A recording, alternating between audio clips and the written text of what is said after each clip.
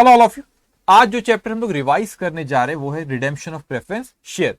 Redemption of preference shares को section 55 of companies act deal करता है। Section 55 of companies act 2030। तो समझते हैं कि ये रिडेम्पशन ऑफ प्रेफरेंस शेयर्स का कंसेप्ट क्या है। अगर हम कोई कंपनी की बैलेंस शीट देखें, सपोज कोई कंपनी, उस कंपनी का नाम है एबीसी लिमिटेड, इस कंपनी का नाम है एबीसी लिमिटेड। उस कंपनी की ये बैलेंस शीट है। मैं बैलेंस शीट में देखता हूं और वहां पे लायबिलिटी साइड में वहां देखा कि कोई लोन है हमारे, कोई क्रेडिटर्स कंपनी के, फिर प्रेफरेंस शेयर कैपिटल और फिर ऊपर में इक्विटी शेयर कैपिटल। तो ये लायबिलिटी साइड हमारी कंपनी एबीसी लिमिटेड। अब मैं तो कहता हूं कि कंपनी सपोज आज लिक्विडेट हो जाती, सपोज कल कंपनी लिक्विडेट हो जाती, तो सबसे पहले आप किसको पेमेंट देते? लिक्विडेशन ऑफ कंपनी जब होती है तो सबसे पहले हम देते आउटसाइडर को पेमेंट।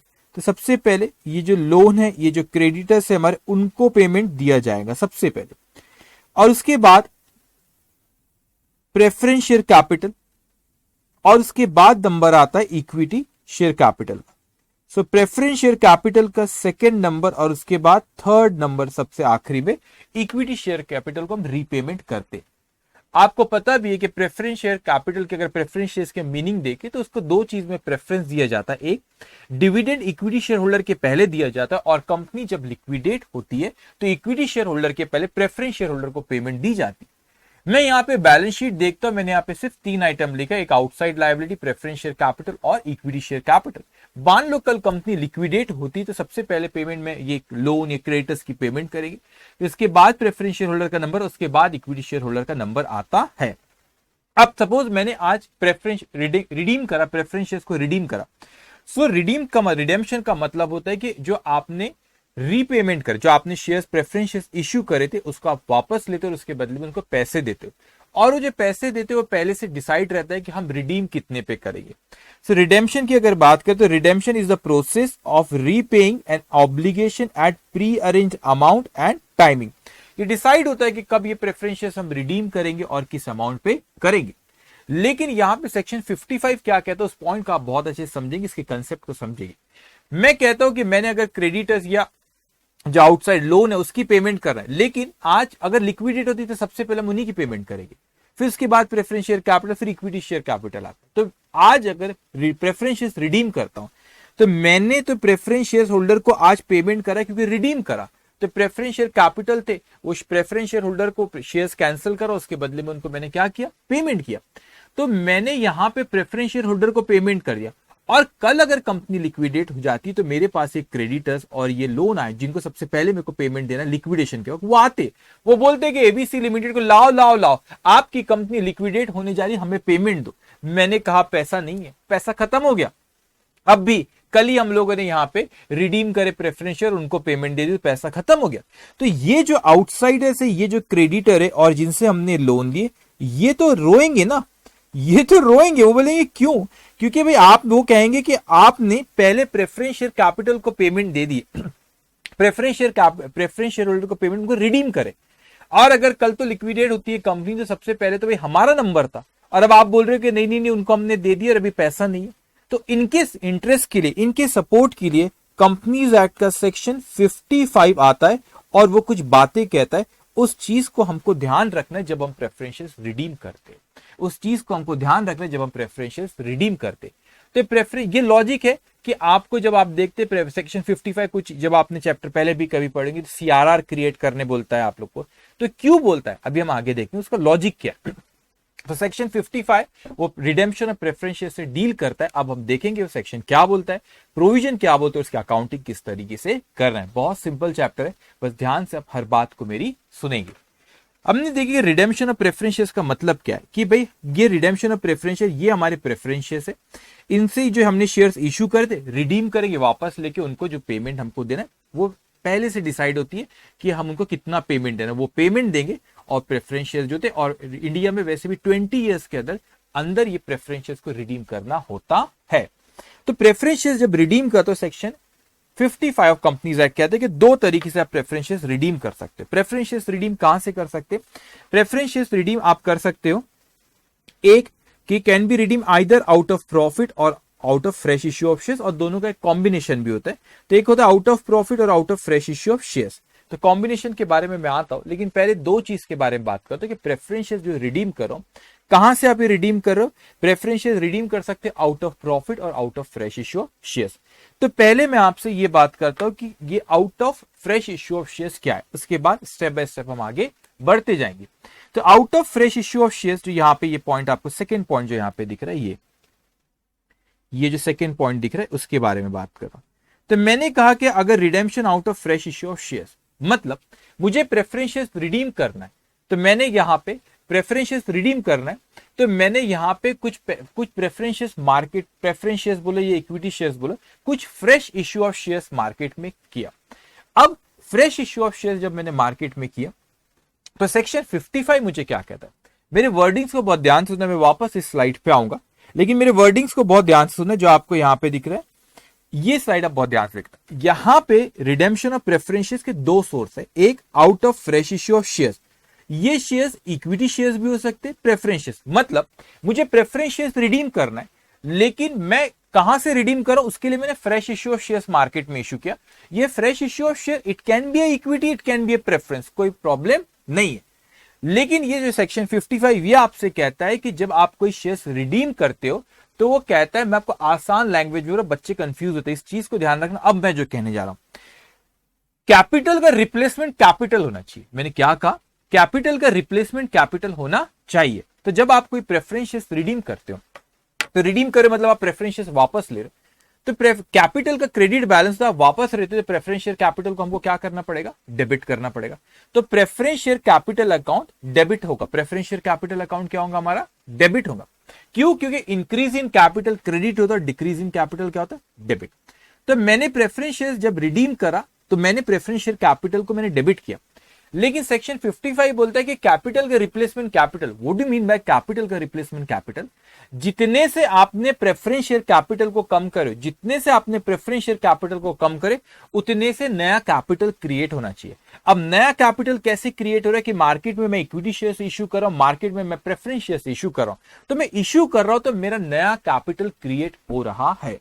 अब ये मतलब कि मैंने यहां पे जब प्रेफरेंस शेयर्स रिडीम किया, तो मैंने प्रेफरेंस शेयर कैपिटल अकाउंट को क्या किया? डेबिट। लेकिन ये out of fresh issue of shares, मतलब ये जो रिडीम कर रहा हूं, कहां से करो? फ्रेश इश्यू ऑफ शेयर से। तो फ्रेश इश्यू ऑफ शेयर जो मार्केट में मैंने इश्यू किया फंड रेस करने, तो वो आपका इक्विटी भी हो सकता है, वो आपका प्रेफरेंस शेयर भी हो सकता है। लेकिन जितने से आपने capital, preference share capital redeem करते वक्त जितने से कैपिटल कैंसिल करे, उतने से ही आपको नया कैपिटल क्रिएट करना पड़ेगा। इसीलिए मैं कह रहा हूं कैपिटल का रिप्लेसमेंट कैपिटल होना चाहिए। तो यहां पे स्क्रीन पे आप देखेंगे, face value of redemption of preference share, face value of redemption of preference share should be equal to face value of new share. आपको पता है कि शेयर कैपिटल फेस वैल्यू पे रिकॉर्ड होता है। तो जब आप रिडीम कर रहे हो, कैपिटल जितने से कम कर रहे हो, वो फेस वैल्यू पे करे, फेस वैल्यू पे करे। अब उसके बदले में जो नए शेयर्स आप इश्यू कर रहे हो, वो उसको आप कंपैरिजन देखूंगा, 1 लाख रुपए के शेयर्स कैंसिल हुए, फेस वैल्यू अगर 1 लाख की कैंसिल हुई, तो नए भी 1 लाख के होना चाहिए आपके। तो मैंने कहा face value of redemption of preference share जितना हुआ, that should be equal to face value of new shares, मतलब कैपिटल का रिप्लेसमेंट कैपिटल होना चाहिए। कैपिटल का रिप्लेसमेंट कैपिटल से होगा, इस चीज को ख्याल रखना। अब इसका मीनिंग क्या होता है? सर कैपिटल का रिप्लेसमेंट कैपिटल होना चाहिए। तो अब स्क्रीन पे देखेंगे ना, मैंने जब रिडीम करा, तो मैं उसको सिंपल एक एंट्री यहां पास की कि मेरा जब रिडीम करता तो कैपिटल कम होगा, डिक्रीज इन कैपिटल डेबिट। तो मैंने यहां पे एंट्री पास किया preference share capital account debit. क्यों? Decrease in capital debit to preference share holder था, फिर preference share holder to bank entry pass कर, तो एंट्रीज हम डिटेल में देखेंगे। लेकिन यहां पे अगर मैं कहूं तो preference share capital account debit decrease in capital, तो डिक्रीज इन कैपिटल डेबिट किया, उसके बदले में मैंने पैसा दिया। अब मैंने कहां से किया? ये out of fresh issue of shares बोल रहा है, तो यहां पे मैंने बैंक अकाउंट पैसा, बैंक अकाउंट डेबिट, और नए शेयर जो इश्यू करो दैट में भी इक्विटी और दैट में भी प्रेफरेंस। तो जितने से आपका कैपिटल यहां पे कम हुआ, जितने से आपका कैपिटल यहां पे कम हुआ, उतने से आपका नया कैपिटल यहां पे क्रिएट होना चाहिए। ये रिक्वायरमेंट है कंपनीज एक्ट की। कैपिटल का रिप्लेसमेंट कैपिटल होना चाहिए। हम क्वेश्चन देखेंगे तो वहां पे आपको मैं समझाऊंगा कि किस तरीके से, वहां पे बहुत आसान रहेगा, आसानी से आप वो कर लोगे, कंफ्यूजन भी नहीं होगा, कि सीआरआर का भी कंफ्यूजन नहीं होगा। वो सेकंड पॉइंट पे मैं आता हूं, लेकिन कई बार बच्चे कंफ्यूज होते हैं कि सर सीआरआर में कितना अमाउंट लेके जाना, जब कॉम्बिनेशन वाले बहुत आसान है, बस मेरी बातों को आप बहुत ध्यान से सुनो। तो जितने से यहाँ पे कैपिटल कम हुआ उतने से आपका नया कैपिटल यहाँ पे क्रिएट होना चाहिए। अब दूसरा सोर्स है कि आप जरूरी नहीं कि out of fresh issue of shares ही वो रिडीम हो। मेरे को रिडीम करना है तो मैंने out fresh issue of shares करा, फंड आया, लेकिन कंपनीज एक्ट की रिक्वायरमेंट रिलेटेड टू फंड नहीं है, ये चीज ख्याल रखना। उसकी रिक्वायरमेंट है कैपिटल का रिप्लेसमेंट कैपिटल होना। अब सेकंड आता है कि out of profit. Out of profit मतलब कौन सा profit? Free reserve. What do you mean free reserve? वो जो भी रिजर्व, वो रिजर्व आप डिविडेंड के लिए अगर यूटिलाइज कर सकते हो तो वो फ्री रिजर्व कहला सकता है। Example general reserve, profit and loss account का बैलेंस। अब मैंने आउट ऑफ प्रॉफिट किया, मैंने कहा कि यार हमको फ्रेश इश्यू ऑफ शेयर्स नहीं करना है, हमारे पास बहुत पैसा रखा हुआ है, तो आउट ऑफ प्रॉफिट हुआ। तो यहां पे वही, जब कैपिटल में आपने प्रेफरेंस रिडीम करे तो आपका कैपिटल कम हुआ, डिक्रीज इन कैपिटल, डेबिट। सो मैंने यहां पे प्रेफरेंस शेयर कैपिटल अकाउंट को क्या किया? Debit. Preference share capital account को क्या किया? Debit to bank account. Decrease in capital क्या हुआ? Debit to bank account. अब मैंने यहां पे फ्रेश इश्यू ऑफ शेयर्स नहीं किया, जो मैं यहां पे ये bank account debit to share, equity share capital, preference share capital, यहां पे एंट्री पास नहीं कर सकता। लेकिन वो मुझसे कहता है कि नहीं, जितना भी आपका जो भी आपके फ्री रिजर्व है, जितने से आपने यहां पे कैपिटल कम करे, कैपिटल में हमेशा फेस वैल्यू आती है, चीज ख्याल रखना। तो जितने से आपने यहां पे कैपिटल कम करे उतने से आपने यहां पे नया कैपिटल क्रिएट, उतने से अभी नया कैपिटल के बारे में बात करो, जितने से यहां कैपिटल आपने कम किए उतने से आप एक नया अकाउंट क्रिएट, फ्री रिजर्व से, रिजर्व फ्री रिजर्व से उठा के एक नए रिजर्व में लेकर जाओगे। फेस वैल्यू, फेस वैल्यू, क्योंकि ये कैपिटल आपका फेस वैल्यू पे रिकॉर्ड होता है। तो जितने से फेस वैल्यू कम हुआ उतनी फेस वैल्यू का आपने फ्री रिजर्व से उठा के उतना अमाउंट को आपको एक नए अकाउंट में लेके जाना पड़ता। उस अकाउंट का नाम होता है कैपिटल रिडेम्पशन रिजर्व अकाउंट। अब इसका कंसेप्ट समझेंगे, उसे हम कहते हैं कैपिटल रिडेम्पशन रिजर्व अकाउंट। तो एंट्री क्या पास होंगी यहां पे? एंट्री ये पास होंगी कि रिजर्व्स के क्रेडिट बैलेंस होते हैं। तो मैंने कहा profit and loss account, profit and loss account, general reserve, इसके क्रेडिट बैलेंस होते। तो ये फ्री रिजर्व है, इन रिजर्व्स को मैंने क्या किया? डेबिट किया, और रिजर्व्स अकाउंट डेबिटेड, तो एक नया अकाउंट बना कैपिटल रिडेम्पशन रिजर्व अकाउंट। यहां पे कोई शेयर्स में मार्केट में इश्यू नहीं कर रहा हूं, तो यहां पे मेरा कैपिटल जितने से कैंसिल हुआ उतने से नया कैपिटल आना चाहिए। अब आप कहोगे सर आप कैसी बात करें? जब fresh issue of shares market में करते तो वो समझ में आता है। यहां पे preference share capital account debit, decrease in capital debit, और यहां पे आपने नया शेयर्स इश्यू करते, ये समझ में आता है कैपिटल का रिप्लेसमेंट कैपिटल हुआ। लेकिन यहां पे कैपिटल जो कैंसिल हुआ, इसका रिप्लेसमेंट कैपिटल कहां हुआ? आपने तो एक नया अकाउंट बनाया, उस अकाउंट का नाम है कैपिटल रिडेम्पशन रिजर्व। यहां कैपिटल कहां पे क्रिएट हुआ? कैपिटल का रिप्लेसमेंट है, कैपिटल नहीं हो रहा। बिल्कुल सही बात है, फिलहाल नहीं हो रहा। लेकिन कैपिटल रिडेम्पशन रिजर्व अकाउंट हमने प्रीवियस लेक्चर में बोनस शेयर्स के बारे में बात किए थे, और आपको पता है कि यहां पे कैपिटल रिडेम्पशन रिजर्व सिर्फ एक ही जगह यूटिलाइज हो सकता है, वो है बोनस शेयर्स के लिए। तो कैपिटल रिडेम्पशन रिजर्व बड़ा ही रिस्ट्रिक्टेड रिजर्व है, सिर्फ ये एक ही जगह यूटिलाइज होता है, और उस जगह को कहते हैं हम लोग बोनस शेयर्स के। तो मैं मानता हूं कि जब मैंने यहां पे जो भी ये कैपिटल जितने से डेबिट किया, वो उसकी फेस वैल्यू, वही फेस वैल्यू को मैंने फ्री रिजर्व से उठा के कैपिटल रिडेम्पशन रिजर्व अकाउंट में लेकर गया। लेकिन जब मैंने कैपिटल रिडेम्पशन रिजर्व अकाउंट में लेकर गया, यहां पे कैपिटल का रिप्लेसमेंट तो कैपिटल नहीं हुआ, यहां कैपिटल कम हुआ। यहां पे आपने सीआरआर अकाउंट, एक नाम है, उसको क्रिएट कर दिया, बिल्कुल सही है। लेकिन ये सीआरआर अकाउंट सिर्फ एक ही चीज के लिए यूज होता है, और उस चीज को हम लोग कहते हैं बोनस शेयर्स के लिए। मैं मानता हूं कि आज कैपिटल का रिप्लेसमेंट कैपिटल नहीं हुआ जब आउट ऑफ प्रॉफिट होता है, लेकिन फ्यूचर में, आज ही नहीं तो कल, जब भी बोनस शेयर्स देंगे तो ये सीआरआर तो एक ही जगह यूटिलाइज होता है। ये सीआरआर पक्के से कोई और चीज के लिए तो यूटिलाइज कर नहीं सकते, बड़ा रिस्ट्रिक्टेड है, सिर्फ बोनस शेयर्स के लिए कर सकते। तो ये सीआरआर आगे चल के शेयर कैपिटल में ही कन्वर्ट होगा जब बोनस शेयर्स देंगे। तो मैंने यहां पे बोनस शेयर्स जब आप देंगे तो एंट्री पास है CRR account debit to equity share capital. तो आप देखो ये कैपिटल का रिप्लेसमेंट आज कैपिटल नहीं हो रहा है, लेकिन आज आपने कैंसिल करे, फ्यूचर में जब वो सीआरआर आपका बोनस शेयर जब देंगे तो सीआरआर आपका कैपिटल में ही कन्वर्ट होगा। तो आपने ये जो कैपिटल है जितने से कैंसिल करे उतने से फ्यूचर में कैपिटल बढ़ जाएगा। तो यहां पर भी कैपिटल का रिप्लेसमेंट कैपिटल से ही होगा, लेकिन बात बस फर्क इतना है कि यहां पे कैपिटल जितने से कैंसिल कर रहे थे उतने से नया कैपिटल इमीडिएटली आ रहा था, लेकिन यहां पे जितने से कैपिटल कम कर रहे थे उतने से कैपिटल इमीडिएटली नया नहीं आ रहा था। लेकिन आपने एक सीआरआर अकाउंट क्रिएट करे, और इस सीआरआर अकाउंट आज नहीं तो कल जब भी बोनस शेयर देंगे तो सीआरआर आपका कैपिटल में ही कन्वर्ट होगा। तो यहां पर भी कैपिटल का रिप्लेसमेंट कैपिटल हो रहा है जब आउट ऑफ प्रॉफिट है, लेकिन इमीडिएटली नहीं हो रहा जब वो शेयर्स आपके सीआर, जब आप बोनस शेयर्स दोगे तो सीआरआर आपका कैपिटल में ही कन्वर्ट होगा। तो ये सेक्शन 55 कहता है कि कैपिटल का रिप्लेसमेंट कैपिटल से ही होना चाहिए। अब हम वापस यहां पर, इसका कॉम्बिनेशन भी हो सकता है, you can redeem out of fresh issue of share, you can redeem out of profit, and it may be combination of both out of profit and out of fresh issue of share. लेकिन ये combination के बाद में मैं 2 minute बाद बात करता हूं। तो यहां पर आपने देखे, अब ये रो रहे थे, इसका कंसेप्ट, इसका लॉजिक ये कि ये तो आउट सेक्शन 50 ये रो, तो मैंने देखो तुम घबराओ मत, तुम ये मत बोलो कि मैंने इसको दे दिया, यहां जितने से कैपिटल ऊपर कम हुआ उतने से कैपिटल बढ़ गया, तो मैंने कोई चेंज नहीं आया, जितने से कैपिटल ऊपर कम हुआ उतने से कैपिटल बढ़ गया, ये हुआ। तो ये भाई यहां पर आउटसाइडर को ऑब्जेक्शन नहीं दे सकते, मतलब जितने से कैपिटल ऊपर कम हुआ उतने से कैपिटल बढ़ गया। अब दो उसने चीज का, उसने हमसे कहा कि कंपनीज एक्ट में उसने हमसे कहा एक होता है कि आउट ऑफ प्रॉफिट, एक उसने क्या कहा कि out of profit redemption out of profit, तो उसको अपन डिस्कस करते। तो जब भी रिडेम्पशन, एंट्रीज पे मैं आऊंगा, 5 मिनट रुको, पहले कंसेप्ट बोलता फिर मैं एंट्रीज पे आता हूं। सो मैंने कहा यहाँ पे आउट ऑफ प्रॉफिट होगा, तो profit otherwise would be available for dividend payment, it means free reserve, like profit and loss account balance, general reserve, dividend equalisation fund, जो भी फंड हो, जो भी डिविडेंड के लिए अवेलेबल है यूटिलाइज करने के लिए, दैट इज फ्री रिजर्व। तो वो फ्री रिजर्व में से आप सीआरआर अकाउंट में ट्रांसफर कर सकते हैं, कितना?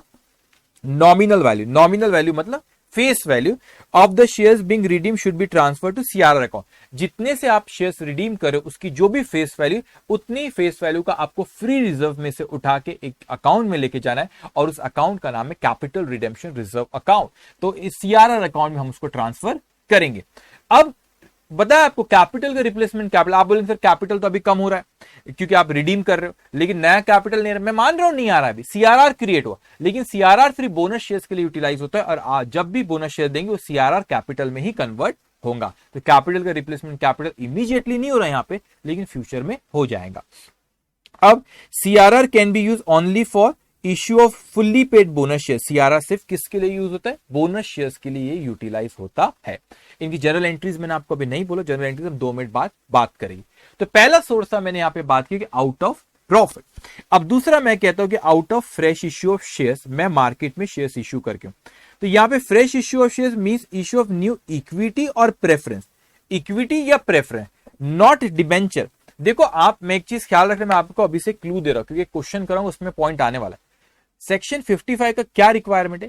कैपिटल का रिप्लेसमेंट कैपिटल ही होना चाहिए, कैपिटल का रिप्लेसमेंट कैपिटल ही होना चाहिए। कैपिटल का मतलब जितने से आपका कैपिटल कम हो उतने से नया कैपिटल आना चाहिए।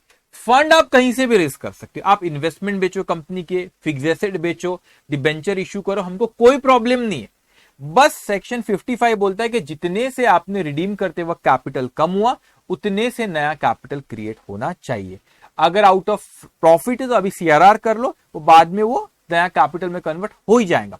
लेकिन फंड, मैं बार बार कह रहा हूं, 2 चीज ख्याल रखना जो अभी बोला, क्वेश्चंस के वक्त आएगा। फंड कहां से रेस करो उस पर रिस्ट्रिक्शन नहीं, मैं फंड कैसे भी रेस करूं, इन्वेस्टमेंट से करूं, बेच के, डिबेंचर बेच इश्यू करूं, कुछ भी करूं, रिक्वायरमेंट है कि जितने से कैपिटल कम होगा उतने से नया कैपिटल आना चाहिए। अब यहां पे डिबेंचर इश्यू कर रहे हो तो पैसा आ जा रहा है, उसमें कोई रिस्ट्रिक्शन नहीं है, लेकिन आपका नया कैपिटल नहीं क्रिएट हो रहा है। वो कैपिटल जितने से कम हो रहा है, पैसा आ रहा है, लेकिन नया कैपिटल क्रिएट हो रहा है क्या? नहीं। अब ये कहते हैं proceed of A fresh issue of shares will not include the amount of security premium for the purpose of redemption of preference share. तो जो आपके पास सिंपल सी चीजें बोलता है कि सिक्योरिटी प्रीमियम का पैसा है, उसमें कोई दिक्कत नहीं है, फंड में कोई रिस्ट्रिक्शन नहीं। लेकिन आप ये नहीं बोल सकते, मैं आपको एग्जांपल देता हूं, आप ये नहीं बोल सकते कि सपोज मैंने 1 लाख रुपए का मैंने अगर आपसे कहा कि मैंने रिडीम करा, जो रिडीम करा प्रेफरेंस शेयर, उसकी फेस वैल्यू 1 लाख रुपए। अब मैंने यहां पर प्रेफरेंस शेयर, मैंने कोई शेयर्स मार्केट में इश्यू करा, सपोज उसकी फेस वैल्यू 80,000 है और सिक्योरिटी प्रीमियम 20,000 है, तो मैं ये नहीं बोल सकता कैपिटल मैंने 1 लाख रुपए से कम किया और मैंने नया कैपिटल भी 1 लाख से, नया कैपिटल 1 लाख से नहीं आया, आपने मार्केट में जो शेयर्स इश्यू करे 80,000, एग्जांपल 80,000 रुपए की शेयर फेस वैल्यू थी और 20,000 रुपए का आपका क्या था? Security premium. तो क्या कैपिटल का रिप्लेसमेंट पूरा कैपिटल से हुआ? कि नहीं, 80,000 ही हुआ, क्योंकि कैपिटल में फेस वैल्यू जाती है। तो जब मैंने रिडीम करा उसकी फेस वैल्यू 1 लाख थी, जो मार्केट में शेयर्स इश्यू करा उसकी फेस वैल्यू 80,000 थी, तो यह कैपिटल का रिप्लेसमेंट कैपिटल पूरा 1 लाख नहीं, सिर्फ 80,000 ही हुआ, 20,000 बचा है। तो बोलेंगे सर पैसा तो 1 लाख आया ना, मार्केट में तो 1 लाख रुपए, 20,000 का प्रीमियम, 80,000 रुपए की फेस वैल्यू, 1 लाख रुपए आया ना। अरे 1 लाख रुपए पैसा आया होगा, पैसे से नहीं बोल रहा मैं। सेक्शन 55 बोलता है कि कैपिटल का रिप्लेसमेंट कैपिटल, 1 लाख से कैपिटल कम हो, 1 लाख से कैपिटल में जाए, कैपिटल में फेस वैल्यू जाती है। इसीलिए जब भी आप प्रीमियम पे इशू करो कोई दिक्कत नहीं, पैसे से कोई रिस्ट्रिक्शन नहीं पैसा आने पे। लेकिन ये याद रखना, आप उसको ये नहीं कह सकते कि वो सिक्योरिटी प्रीमियम वाला पार्ट कैपिटल का रिप्लेसमेंट कैपिटल है। 1 लाख रुपए के प्रेफरेंस शेयर्स रिडीम करे, मार्केट में शेयर्स इश्यू करे 80,000 रुपए के, और 20,000 रुपए का प्रीमियम है, तो 80,000 ही है अभी आप कैपिटल का रिप्लेसमेंट कैपिटल, 20,000 बच्चा है, क्योंकि वो सिक्योरिटी प्रीमियम अकाउंट में जाता है, शेयर कैपिटल अकाउंट में नहीं जाता। ये चीज ख्याल रखेंगे। तभी एंट्रीज के वक्त और मैं पॉइंट कहूंगा। फिर आपसे कहता है यहां पे सीआरआर में ट्रांसफर करने की जरूरत नहीं होती जब out of fresh issue of shares होता है।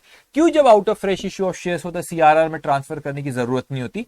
वो इसीलिए जरूरत नहीं होती कि आप खुद सोचिए कि यहां पे तो आपने फ्रेश इश्यू ऑफ शेयर्स करे हो, तो जितने से आपने रिडेम्पशन के वक्त कैपिटल कम हो रहा है, फ्रेश इश्यू ऑफ शेयर्स में कैपिटल उतने से बढ़ जा रहा है, तो आपका कैपिटल का रिप्लेसमेंट कैपिटल हो जा रहा है out of fresh issue of shares में।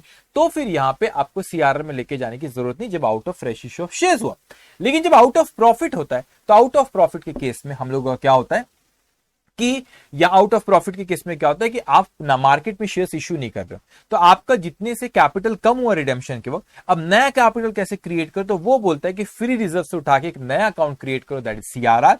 और सीआरआर आज कैपिटल का रिप्लेसमेंट कैपिटल नहीं हुआ, लेकिन ये सीआरआर आज नहीं तो कल बोनस शेयर्स देंगे जब ये कैपिटल में ही कन्वर्ट होगा। तो ये बड़ा आसान होता है जब हमको क्वेश्चन में बोला कि नहीं फ्रेश इश्यू ऑफ शेयर्स करो और रिडीम कर रहे हैं, बड़ा सिंपल। आउट ऑफ प्रॉफिट बोल रहा है, रिडीम कर रहा है, बड़ा सिंपल। लेकिन कभी ऐसा उसने कह दिया कि नहीं दोनों का कॉम्बिनेशन है, दैट इज थर्ड। तो दोनों का अगर कॉम्बिनेशन है तो थोड़ा सा ध्यान रखना पड़ता है। बहुत ये भी सिंपल है, इसमें कुछ है नहीं, थोड़ा सा ध्यान रखना पड़ता है।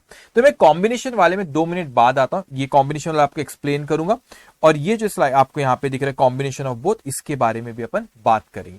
लेकिन उसके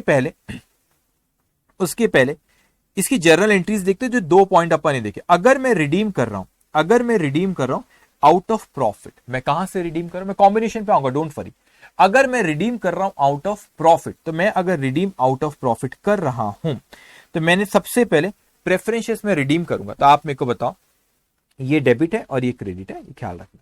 तो मैं जब रिडीम कर रहा हूं तो आप मेरे को बताओ प्रेफरेंस शेयर कैपिटल के कौन से बैलेंस होते, क्रेडिट बैलेंस होते। तो आप रिडीम कर रहे हो तो आप उसको क्या करोगे, डेबिट करोगे। तो कैपिटल के क्रेडिट बैलेंस होते, रिडीम करोगे तो डेबिट करोगे, डिक्रीज इन कैपिटल डेबिट। तो redeemable preference share capital account debit. अब आपने यहाँ पे लाइबिलिटी क्रिएट करे और आपको प्रेफरेंस शेयर होल्डर को देना है, लाइबिलिटी आपने क्रिएट करे to preference share holder account. अगर हो सकता है कि रिडीम आप प्रीमियम पे करो, रिडीम किस पे करेंगे आप, प्रीमियम पे करोगे, तो आपने डिक्रीज इन कैपिटल डेबिट, तो आपने यहाँ पे एंट्री पास करे। अगर प्रीमियम पे रिडीम हो रहा है तो preference redeemable preference share capital account debit. Premium on redemption of preference share capital नई चीज है, आप प्रीमियम पे रिडीम करो। मतलब सपोज वो 100 रुपए का शेयर आप 110 में रिडीम कर रहे, तो मैंने यहां पे क्या कहा कि जब मैं प्रीमियम पे रिडीम कर दो, ड्यू की एंट्री पास हो गई, यहाँ पे प्रीमियम और रिडेम्पशन प्रेफरेंस शेयर आ गए, तो मेरे को तो 110 देना है ना, 10 देना है, 110 100 रुपए का फेस वैल्यू, और मैं रिडीम प्रीमियम पे करो, मतलब मैं उनको 110 रुपए दे रहा हूँ 100 के बदले में। तो कैपिटल तो 100 पे रिकॉर्ड ऑफ फेस वैल्यू पे होता है, तो मैंने redeemable preference share capital account debit, decrease in capital debit, और मैंने उसको डेबिट करा मैंने वहां पे। मगर मैं 10 रुपए जो एक्स्ट्रा दे रहा हूं that is premium on redemption of preference share, this is not income, ये एक्सपेंस आप दे रहे हो, तो that's why we have debited premium on redemption of preference share account debit. अब ये हमें किसको देना है, ये हमको देना है प्रेफरेंस शेयर होल्डर को, तो आपने यहाँ पे to preference share holder account यहाँ पे करे टू पे।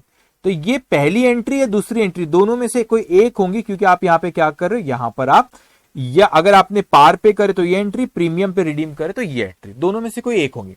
अब प्रेफरेंस शेयर होल्डर को पेमेंट देंगे, तो preference share holders account debited to bank account. Preference share holder is the person deal by personal account, personal account से डेबिट द रिसीवर। तो preference share holder is a receiver, तो preference share holder account debit to bank account, और you can say it's a decrease in liability, decrease in liability debit, so that's why preference share holder account debit to bank account. तो आपने जो ऊपर में preference share holder को वहां पे credit करे थे, यहाँ डेबिट करके उसको क्या कर दिए, कैंसर।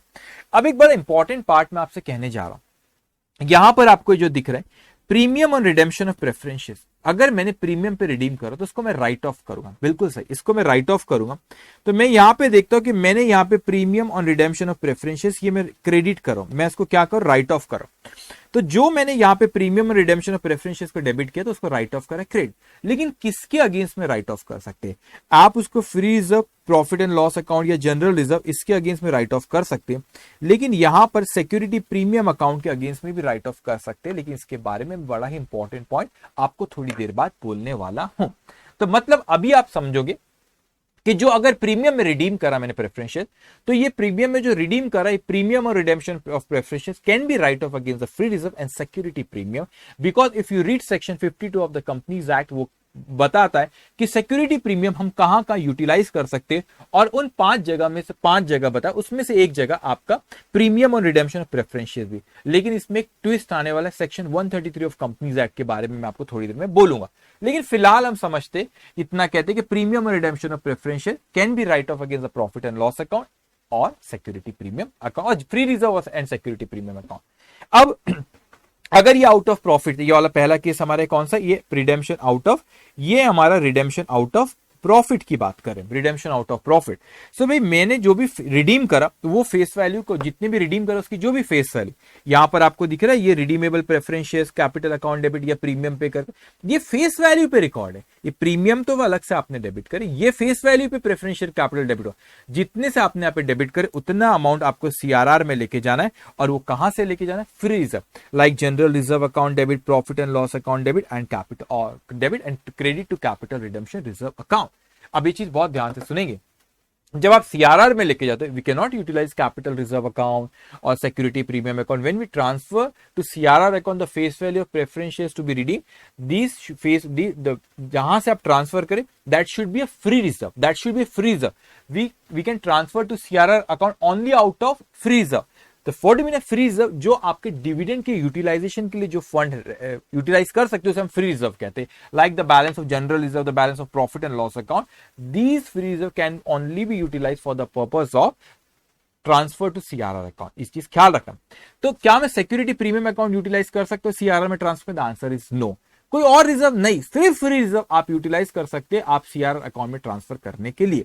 तो क्या प्रीमियम और रिडेम्पशन ऑफ प्रेफरेंस शेयर जो मैंने रिडीम करते हुए प्रीमियम दिया उसको किसके अगेंस्ट में यूटिलाइज, उसको राइट ऑफ किसके अगेंस्ट में कर सकता हूं? पीएनएल अकाउंट के बैलेंस और सिक्योरिटी प्रीमियम। लेकिन सिक्योरिटी प्रीमियम में ट्विस्ट आने वाला, मैं थोड़ी देर बाद आपसे बोलूंगा। अब मैं आता हूं कि भाई मैंने यहां पे redemption of preference share out of fresh issue of shares किया। कहां से किया? Out of fresh issue of share, मैंने रिडीम किया out of fresh issue of share. तो मेरी कंडीशन क्या है यहाँ पे कि कैपिटल का रिप्लेसमेंट कैपिटल होना चाहिए। मेरी कंडीशन क्या है यहाँ पे कि कैपिटल का रिप्लेसमेंट कैपिटल होना चाहिए। मेरी कंडीशन मतलब कंपनी एक्ट की कंडीशन। ओके, अब यहां पे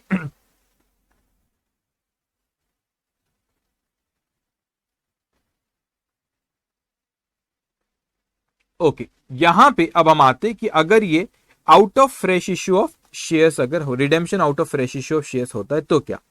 अब मैंने तो मार्केट में फ्रेश इश्यू ऑफ शेयर्स किया, हो सकता है कि फ्रेश इश्यू ऑफ शेयर्स किस पे किया? पार पे, तो मैंने एंट्री पास किया। Bank account debited to share capital account, हो सकता है प्रीमियम पे किया, तो bank account debit to share capital to security premium.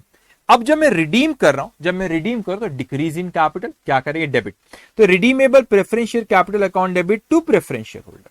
और अगर रिडीम मैं प्रीमियम पे कर रहा हूं तो preference share capital account debit premium on redemption of preference share account debit to preference share holder account. अब यहां पे जो आपने प्रेफरेंस शेयर होल्डर को यहां पे जो क्रेडिट करे ये हमको देना लायबिलिटी। अब दोनों में से कोई एक ही होगा, वो पार पे या प्रीमियम पे, दो जगह हाईलाइट किया, दोनों में से कोई एक ही होगा ना। जब आप रिडीम कर रहे हो या पार पे होगा या प्रीमियम पे होगा। अब क्या हुआ, प्रेफरेंस शेयर होल्डर को आप पेमेंट कर रहे हो, so preference share holder account debited to bank account.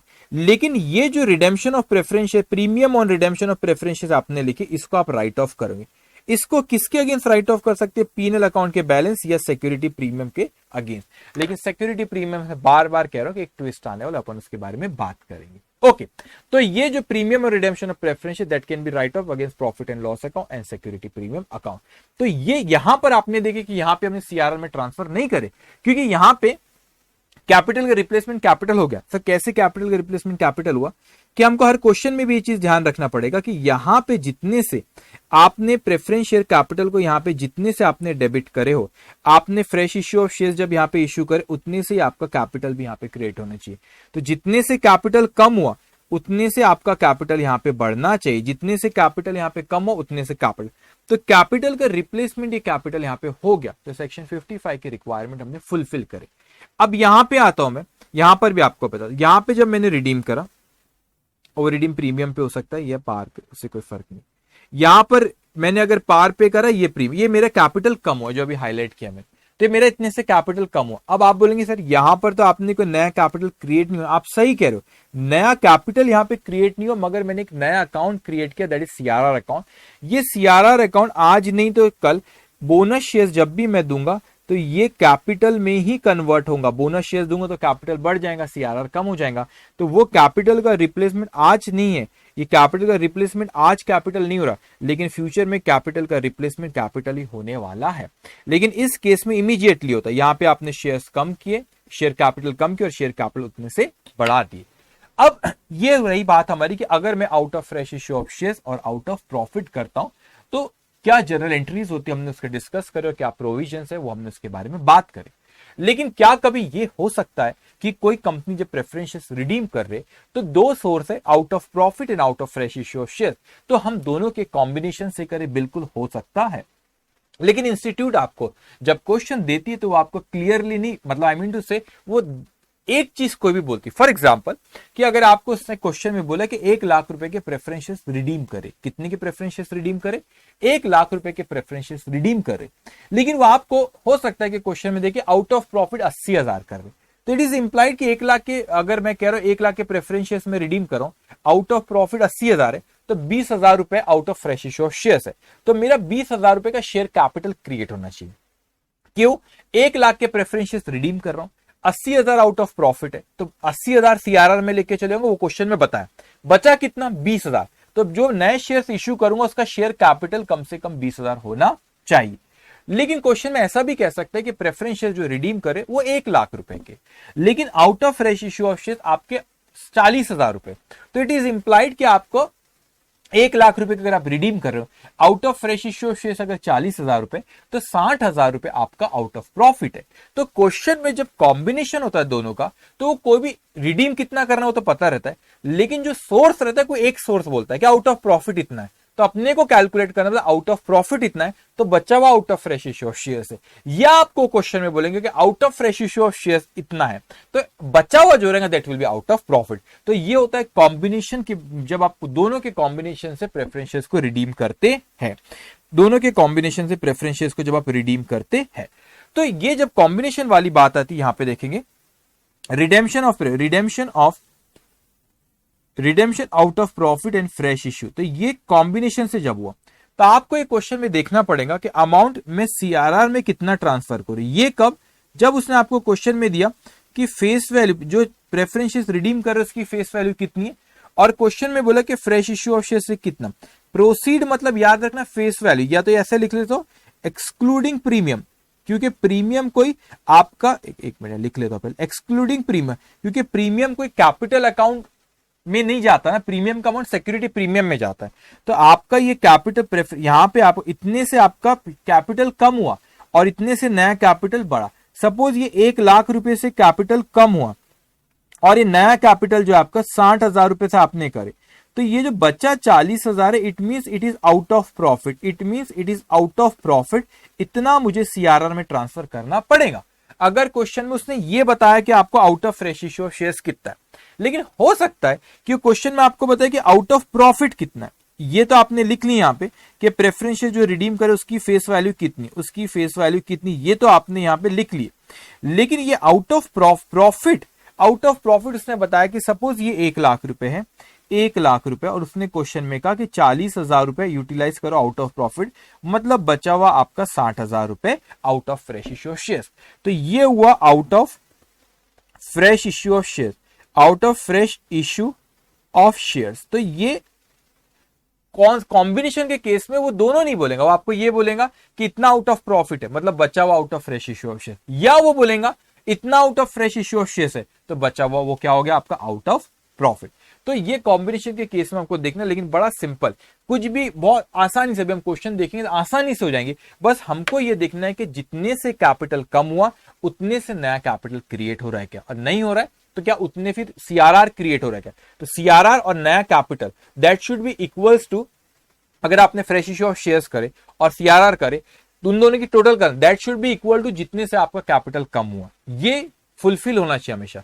तो फिर वो कंपनी दैट की रिक्वायरमेंट हमने फुलफिल करे। तो it may be out of profit, it may be out of fresh issue of share, और it may be combination of both, it may be combination of both. तो यहां पर जो third point है इस, हाँ अब एंट्रीज कैसे करेंगे, अगर दोनों का कॉम्बिनेशन हो तो बहुत सिंपल सी बात है। एंट्रीज कैसे करेंगे, जो शेयर से रिलेटेड है वो शेयर से, जो फ्रेश इश्यू, जो आपका फ्रेश इश्यू शेयर्स करे उससे, और जो आपका आउट ऑफ प्रॉफिट है, जो पोर्शन आउट ऑफ प्रॉफिट है उतना आप सीआरआर में ट्रांसफर करेंगे। अब बड़ी इंपॉर्टेंट सी बात है, मैंने सिक्योरिटी प्रीमियम से रिलेटेड कहा था कि जो प्रीमियम और रिडेम्पशन ऑफ प्रेफरेंस, अगर आप प्रेफरेंस रिडीम करते हो, आप प्रीमियम पे करते हो, तो क्या वो प्रेफरेंस को जो आपने रिडीम करे, क्या मैं उसको यूटिलाइज कर सकता हूँ, किसके अगेंस्ट में यूटिलाइज कर, मतलब प्रीमियम और रिडेम्पशन ऑफ प्रेफरेंस में को राइट ऑफ करना है तो मैं किसके अगेंस्ट में राइट ऑफ कर सकता हूं, that can be write off against profit and loss account और सिक्योरिटी प्रीमियम अकाउंट। लेकिन सिक्योरिटी प्रीमियम अकाउंट से एक बड़ी इंपॉर्टेंट चीज है, अगर आप कंपनीज एक्ट में सेक्शन 52 में जाते हो, तो आप ये नोट्स में आपके दिया हुआ है, सेक्शन 52 में अगर आप जाते हो तो आप यहां पे देखेंगे सेक्शन 52, तो सेक्शन 52 ने 5 जगह आपको पता है कि सिक्योरिटी प्रीमियम को यूटिलाइज कर सकता है, सिक्योरिटी प्रीमियम को यूटिलाइज कर सकते हैं। तो कौन सी 5 जगह उसने बताया कि सिक्योरिटी प्रीमियम को यूटिलाइज कर सकते, वो 5 जगह है। पहला मैं हाईलाइट कर दो, towards issue of unissued share of the company to be issued to the members of the company as fully paid bonus securities।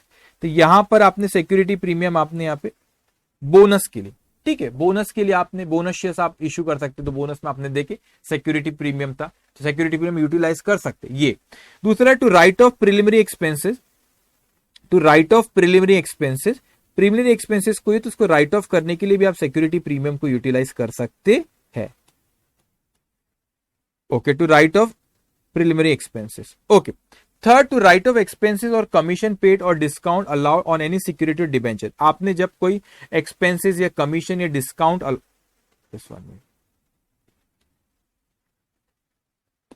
Okay, कोई एक्सपेंसेस, कोई कमीशन या discount allow off any security, आपने security issue करे उसमें कोई like under writing commission है ना, और discount on issue of debenture, वो आप सिक्योरिटी प्रीमियम से राइट ऑफ कर सकते हो। अब आगे कहता है टू प्रोवाइड प्रीमियम और रिडेम्पशन ऑफ प्रेफरेंसेस। अच्छा, तो ये भी कह रहा है कि सर प्रीमियम और रिडेम्पशन ऑफ प्रेफरेंसेस और डिबेंचर, ये भी कह रहा है कि प्रेफरेंसेस पे जो रिडीम करे उसके लिए भी यूटिलाइज कर सकते बेटा। और वो कहते हैं for the purchase of its own, purchase of own security other security, buyback of shares कह रहा है, तो बायबैक ऑफ शेयर्स के लिए भी आप इसको यूटिलाइज कर सकते हो। तो सिक्योरिटी प्रीमियम को मैं 5 जगह यूटिलाइज कर सकता हूं, बायबैक के लिए, प्रीमियम और redemption of preference share, bonus shares, preliminary expenses, और आपने डिबेंचर कोई सिक्योरिटी इश्यू करे उस वक्त के कोई खर्चे, ये सारी चीजें आप सिक्योरिटी प्रीमियम से राइट ऑफ कर सकते। तो अगर मैं इसमें पॉइंट नंबर डी देखो, आप स्क्रीन पे देख रहे पॉइंट नंबर जो डी है, वो पॉइंट नंबर डी में आपका प्रीमियम और रिडेम्पशन ऑफ प्रेफरेंसेस आता है। तो इसका मतलब जो भी प्रेफरेंसेस हम रिडीम करे उस पर हम प्रीमियम पे करें, दैट प्रीमियम और redemption of preferences can be write off against the security premium account. यही तो सेक्शन 52 आपसे कह रहा है कि उसके अगेंस्ट में राइट ऑफ कर सकते हैं, बिल्कुल सही करे। लेकिन एक कंपनीज एक्ट में सेक्शन 133 है, section 133 of companies act accounting standard बताता है किन किन कंपनीज को एप्लीकेबल होती है। तो भाई यहां पे बोला गया कि ये चीज ख्याल रखेंगे, तो जो भी कंपनी जिनको सेक्शन 133 में कंपनीज एक्ट में वो अकाउंटिंग स्टैंडर्ड एप्लीकेबल होते, तो कंपनीज एक्ट कहता है कि वो ये 2 पॉइंट, पॉइंट नंबर बी और ये पॉइंट नंबर डी जो है आपका, अरे आजा भाई, okay, point number B and point number D मैं ऐसे कर देता हूं, पॉइंट नंबर बी और पॉइंट नंबर डी, ये 2 जगह, ये 2 चीज को आप सिक्योरिटी प्रीमियम से राइट ऑफ नहीं कर सकते। सर अभी तो कहे सेक्शन 52 ने तो कहा कि आप सिक्योरिटी प्रीमियम से राइट ऑफ कर सकते, अभी तो आपने कहा सिक्योरिटी प्रीमियम से राइट ऑफ कर सकते, हाँ कर सकते। लेकिन अगर वो कंपनी जिनको सेक्शन 133 एप्लीकेबल, जो अकाउंटिंग स्टैंडर्ड बताते हुए एप्लीकेबल होते, तो वो कंपनी ये 2 जगह पे सिक्योरिटी प्रीमियम से राइट ऑफ नहीं कर सकती। कौन सी 2? एक प्रिलिमिनरी एक्सपेंसेस और एक डी पॉइंट प्रीमियम और रिडेम्पशन ऑफ प्रेफरेंस शेयर। मतलब वो कंपनी जिसको सेक्शन 133 में अकाउंटिंग स्टैंडर्ड वो एप्लीकेबल हो रहे, वो सिक्योरिटी प्रीमियम को यूटिलाइज नहीं कर सकते for the purpose of premium और redemption of preference share on to write off the preliminary expense. ये दो चीज को राइट ऑफ, प्रीमियम और रिडेम्पशन ऑफ प्रेफरेंस शेयर और आपका प्रिलिमिनरी एक्सपेंसेस, ये दो चीज में सिक्योरिटी प्रीमियम के अगेंस्ट में राइट ऑफ नहीं कर सकता अगर वो कंपनी को सेक्शन 133 में जो अकाउंटिंग स्टैंडर्ड बताया वो उनको एप्लीकेबल होते हैं। तो अब ये तो बड़ी दुविधा वाली बात है कि जब मैं क्वेश्चन सॉल्व करूंगा और अगर मेरा कोई प्रीमियम और रिडेम्पशन ऑफ प्रेफरेंस शेयर अगर है तो मैं राइट ऑफ किससे करूं, पीएनएल से करूं, सिक्योरिटी प्रीमियम से करूं, या दोनों से चलता है। तो अब मुझको ये देखना पड़ेगा कि सेक्शन 133 अगर एप्लीकेबल है तो आप सिक्योरिटी प्रीमियम यूटिलाइज नहीं कर सकते for the purpose to write off premium और रिडेम्पशन ऑफ प्रेफरेंस शेयर। तो मुझे कैसे पता चलेगा जब मैं कोई क्वेश्चन सॉल्व करूंगा कि सेक्शन 133 एप्लीकेबल अगर है तो मत यूटिलाइज करो security premium for the purpose of premium और रिडेम्पशन ऑफ प्रेफरेंस शेयर, मुझे कैसे पता चलेगा? तो अपन एक अजम्पशन ले लेंगे और पूरे के पूरे जो रेगुलर बैच में भी जब पढ़ाता था कि पूरे के चैप्टर में यही मानेंगे कि इनको सेक्शन 133 एप्लीकेबल है, तो अपन कहीं पे सिक्योरिटी प्रीमियम यूटिलाइज ही नहीं कर देंगे for the purpose to write off premium और रिडेम्पशन ऑफ प्रेफरेंस शेयर। ये सिर्फ मैं नहीं ऐसा मान रहा हूं, हमारी प्यारी इंस्टीट्यूट ने भी, ये जो आपको नोट दिख रहा है ये नोट सीए इंस्टीट्यूट के मटेरियल में क्या लिखे, सीए इंस्टीट्यूट देखो यहाँ पे, ये आईसीआई मैंने लिख दिया पहले। वो कहते हैं all the question in this chapter have been solved on the basis that the companies referred in the question are governed by section 133 of the Companies Act 2013 and comply with the accounting standard prescribed for them. Accordingly, the balance in security premium account has not been utilized for the purpose of premium payable on redemption of preference shares. वही बात जो मैंने कहा कि institute ने बोले कि ये थोड़ा सा कॉम्प्लिकेटेड हो जाता है कि भाई ये वो कंपनी है कि नहीं, अपने को कैसे पता। तो इंस्टीट्यूट ने बोले हमने पूरे चैप्टर में जितने भी क्वेश्चन सॉल्व करे, मॉड्यूल में भी ऐसी करें, स्टडी मटेरियल में भी इंस्टीट्यूट ने यही करी, जितने क्वेश्चन जो पूरे सॉल्व करे उन्होंने यही माने कि भाई साहब ये 133 सेक्शन एप्लीकेबल है, इसलिए सिक्योरिटी प्रीमियम यूटिलाइज नहीं कर सकते for the purpose of premium redemption of preference. Headache खत्म, मतलब वो सोचना ही नहीं। हम भी पूरे इसमें सिर्फ प्रॉफिट एंड लॉस अकाउंट में ही प्रीमियम और रिडेम्पशन ऑफ प्रेफरेंस सिर्फ पीएनएल अकाउंट को राइट ऑफ करने के लिए ही हम utilise premium redemption of preference को राइट ऑफ करने के लिए सिर्फ पीएनएल अकाउंट का ही बैलेंस यूज करेंगे या कोई और free reserve like general reserve, लेकिन सिक्योरिटी प्रीमियम यूटिलाइज नहीं करेंगे। हम यही मानेंगे कि सेक्शन 133 उनको एप्लीकेबल होता है। जो इंस्टीट्यूट ने मानी वैसा ही मैं भी यहाँ पे मान ले रहा हूं। तो हेडेक खत्म।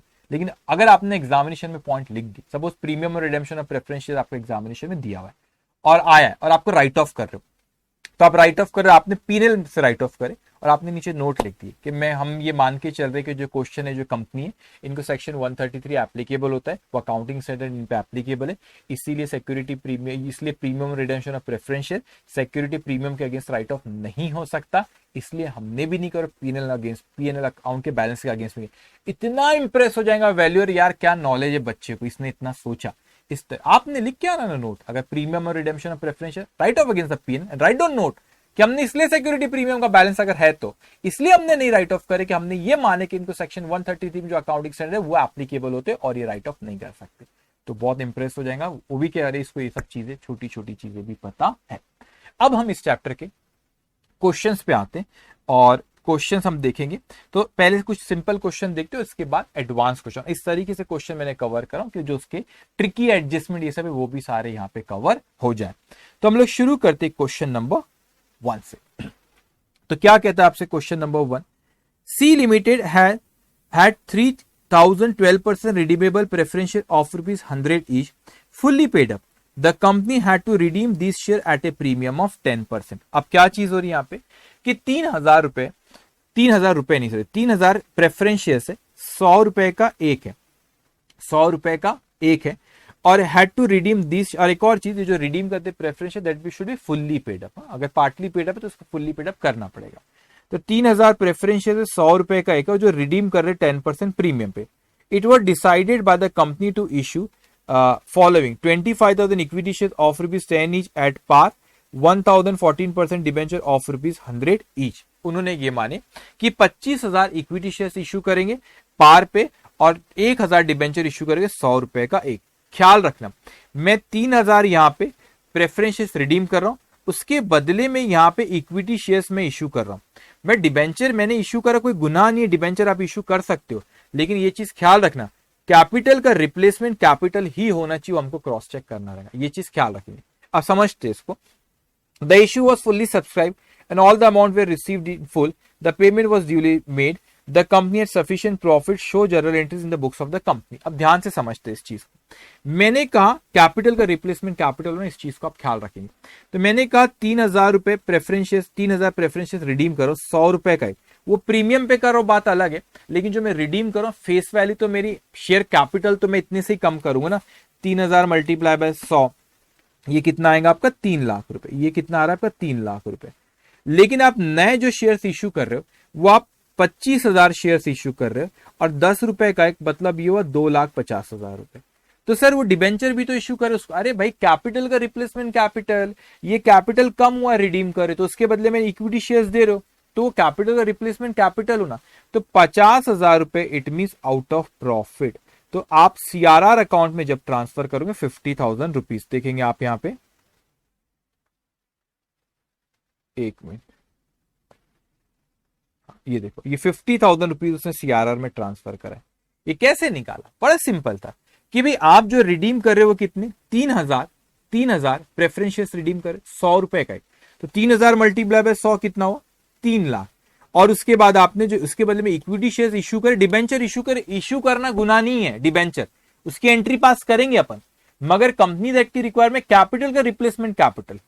तो ये तो 3 लाख से कैपिटल कम हो रहा है, अब इक्विटी शेयर्स इश्यू करे तो 2.5 लाख रुपए से कैपिटल बढ़ रहा है। तो आपने यहां पे 50,000 रुपए कहां से, तो ये कैपिटल का रिप्लेसमेंट 3 लाख के बदले 2.5 लाख हुआ, फिर बचे हुए 50 कहां से, कॉम्बिनेशन वाला हो गया, तो बचे हुए 50,000 कहां से, out of profit, that should be transfer to CRR.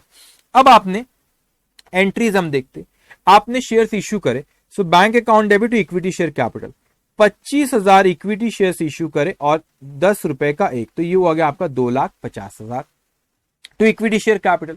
फिर आपने डिबेंचर्स भी इश्यू करे, 1,000 डिबेंचर इश्यू करे और 100 रुपए का एक, तो ये कितना हो गया 1 लाख। तो bank account debited to 14% debenture. गुनाह नहीं है डिबेंचर इश्यू करना, लेकिन मेरी रिक्वायरमेंट है कैपिटल का रिप्लेसमेंट कैपिटल होना। मैं आपको बताता हूं कैसे। ये देखो कैपिटल 2.5 लाख रुपए से बढ़ा, क्रेडिट है, कैपिटल क्रेडिट बैलेंस थे, क्रेडिट करे मतलब बढ़ा हुआ। उसके बाद मैं इस पे जाता हूं ये वाली एंट्री पे, लेकिन ये देखो आप, जब मैं रिडीम कर रहा हूं तो 3 लाख रुपए के प्रेफरेंस शेयर है, 3,000 है, 1 रुपए 100 रुपए का है, तो हो गया 3,000 multiply by 100 3 lakh, 3,000 multiply by 100 3 lakh, yes. तो आपका कैपिटल कम हो रहा है, तो कैपिटल में ये वाली एंट्री पे आता हूं सीआरआर वाली, लेकिन पहले ये बात करता हूं। तो कैपिटल कम हो रहा है रिडीम जब मैं प्रेफरेंस शेयर्स कर रहा हूं, तो मैंने यहां पे क्या करा, decrease in capital debit to preference share capital account debit, मैं 10% प्रीमियम पे कर रहा हूं, तो 3 लाख का 10% 30,000 रुपए, तो प्रीमियम और redemption of preference shares 30,000 to preference share, ये आपने लाइबिलिटी क्रिएट करे। अब मेरे को एक बात बताओ, ये कैपिटल इतने से कम हुआ, 3 लाख रुपए से कम हो रहा है, यहां पे कैपिटल कितने से बढ़ा, सिर्फ आप ये देखना 3 लाख रुपए से कम हुआ, 2.5 लाख रुपए से कैपिटल बढ़ा, तो कैपिटल का रिप्लेसमेंट कैपिटल हुआ ही नहीं पूरा, 3 लाख से कम हो रहा है और 2.5 लाख से बढ़ रहा है, तो क्या कैपिटल का रिप्लेसमेंट कैपिटल होगा, नहीं सिर्फ 50,000 बचा है, तो that should be out of profit. इसीलिए यहां पे इन्होंने एंट्री पास करे, profit and loss account debit to capital redemption reserve, that is 50,000 जो रिमेनिंग था। अब हुआ कैपिटल का रिप्लेसमेंट कैपिटल, यहां पे 3 से कम, ये 2.5 से बढ़ा है, 2.5 से, आप बोले यार 2.5 से, ये 50,000 से नहीं बढ़ा ना सर, अरे सीआरआर है, वो सीआरआर आज नहीं तो कल बोनस शेयर जब देंगे वो कैपिटल में कन्वर्ट होगा, तो वो चलता है, सीआरआर उसमें बोला, लेकिन कहां पे ट्रांसफर कर दो, सीआरआर। अब जो आपने यहाँ पे प्रीमियम और रिडेम्पशन ऑफ प्रेफरेंस शेयर्स, जो ये आपने प्रीमियम पे रिडीम करे, प्रीमियम और रिडेम्पशन ऑफ प्रेफरेंस शेयर्स, आपने प्रीमियम पे इसको रिडीम करे प्रेफरेंस शेयर्स को, और ये पहले प्रेफरेंस शेयर होल्डर का आपने यहाँ पे क्रेडिट करे थे, तो उसकी पेमेंट कर देंगे यहाँ पे preference share holder account debit to bank account, preference share holder account debited to bank account 3,30,000। लेकिन जो ये प्रीमियम और रिडेम्पशन ऑफ प्रेफरेंस शेयर है, this can be write off against PNL and security premium, लेकिन हमने बोले security premium से अपन section 133 applicable होता है, तो वो नहीं कर सकते, और अपन यही पूरे चैप्टर माने कि सेक्शन 133 एप्लीकेबल रहता है, क्यों हेडेक पालना, सिर्फ पीएनएल से ही करो। तो इसीलिए अपन क्या करेंगे, ये 30,000 को पीएनएल से राइट ऑफ करेंगे, तो प्रीमियम और रिडेम्पशन ऑफ प्रेफरेंस शेयर्स को आपने यहाँ पे डेबिट करे, तो आप जब राइट ऑफ करोगे तो प्रीमियम और रिडेम्पशन ऑफ प्रेफरेंस शेयर्स क्या करोगे, credit. At that time you will pass entry profit and loss account debit to premium और रिडेम्पशन ऑफ प्रेफरेंस शेयर, तो आपका वो भी राइट ऑफ हो जाएगा, जैसे कि आप यहाँ पे देख रहे हो, PNL account debit to premium और रिडेम्पशन ऑफ प्रेफरेंस शेयर्स, तो आपका प्रीमियम ऑन रिडेम्पशन जो और premium on redemption of preferential है वो क्या क्रेडिट करके आपने उसको राइट ऑफ कर दिया। तो ये चीज को ख्याल रखना, आप जब भी क्वेश्चन एग्जामिनेशन में भी करोगे तो इस चीज को ख्याल रखना कि जितने से कैपिटल कम हो रहा है क्या उतने से नया कैपिटल आ रहा है, उतने से नया कैपिटल आना चाहिए। इस चीज को बस आप ख्याल रखो, नहीं आ रहा तो फिर सीआरआर आना चाहिए। तो नया कैपिटल सीआरआर मिला के उतना ही होना चाहिए जितने से आपका प्रेफरेंशियस रिडीम कर दो कैपिटल जितने से आपने कम करे हैं। ओके, अब आते हैं हम क्वेश्चन नंबर 2 पे। सो क्वेश्चन नंबर 2 कहते हैं the capital structure, the capital structure of A company consist of 20,000 equity share of rupees 10 each fully paid up and 1,008% redeemable preference share of rupees 100 each fully paid up issued on 1st of April 2021। तो यहाँ पे आपके preference shares कितने, redeemable preference share 1000 है और 100 rupees का एक। अब क्वेश्चन में हमसे कहते हैं undistributed reserve and surplus students, general reserve 80,000, profit and loss account 20,000। तो मेरे जनरल रिजर्व में कितना है, जनरल रिजर्व में मेरे 80,000 रुपए, ठीक है। फिर प्रॉफिट एंड लॉस अकाउंट में कितना है, मेरा बैलेंस है 20,000 रुपीज। ओके, फिर हमसे कहता है आगे investment allowance reserve 5,000 out of which 5,000 not free for distribution as dividend, total 10,000।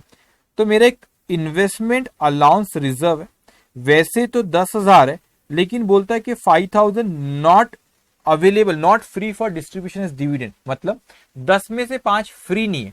तो आप सीआर में सिर्फ फ्री रिजर्व से लेके जा सकते, तो 10 में से 5 फ्री नहीं है तो फ्री कितना है, फिर फ्री है 5,000, ठीक है, बचा हुआ 5, क्योंकि 10 में से 5 बोलता डिविडेंड नहीं दे सकते तो बचे हुए 5 का दे सकते। ओके, अब सिक्योरिटी प्रीमियम में 2,000 है, सिक्योरिटी प्रीमियम से आप सीआर में लेके नहीं जा सकते हो। Cash at bank amounted to rupees 98,000। Preference shares are to be redeemed at a premium of 10%, and for the purpose of redemption, the director are empowered to make fresh issue of equity shares at par after utilizing the undistributed reserve and surplus, subject to the condition that a sum of rupees 20,000 shall be retained in profit in general reserve and which should not be utilized. Past journal entries to give effect to the above arrangement and also show how the relevant item will appear in the balance sheet of the company after redemption carried out. Now listen carefully. अब क्या चीज हो रही है यहाँ पे आपका कि जनरल रिजर्व में मेरा बैलेंस कितना है, जनरल रिजर्व में मेरा बैलेंस है 80,000 रुपए, मगर वो कहता है कि डायरेक्टर्स कहते हैं कि रिडेम्पशन के लिए पहले जितना आप ये फ्री रिजर्व यूटिलाइज कर सकते हो उसको यूटिलाइज कर लो, फिर जितने से कम जाएगा फिर अपन fresh issue of shares market में करेंगे। तो मैंने देखा जनरल रिजर्व में यहाँ पर कितना है 80,000 रुपए जनरल रिजर्व में, लेकिन उसने एक कंडीशन रखा कि इसमें 20,000 रुपए बैलेंस मेंटेन होना चाहिए। तो 20,000 मेंटेन होना चाहिए तो मतलब यहाँ पे 60,000 रुपए मैं यूज कर सकता हूँ। कितना यूज कर सकता हूँ, 60,000, 80 में से 20 हटा दिया तो कितना 60,000 में यूटिलाइज कर सकता हूँ।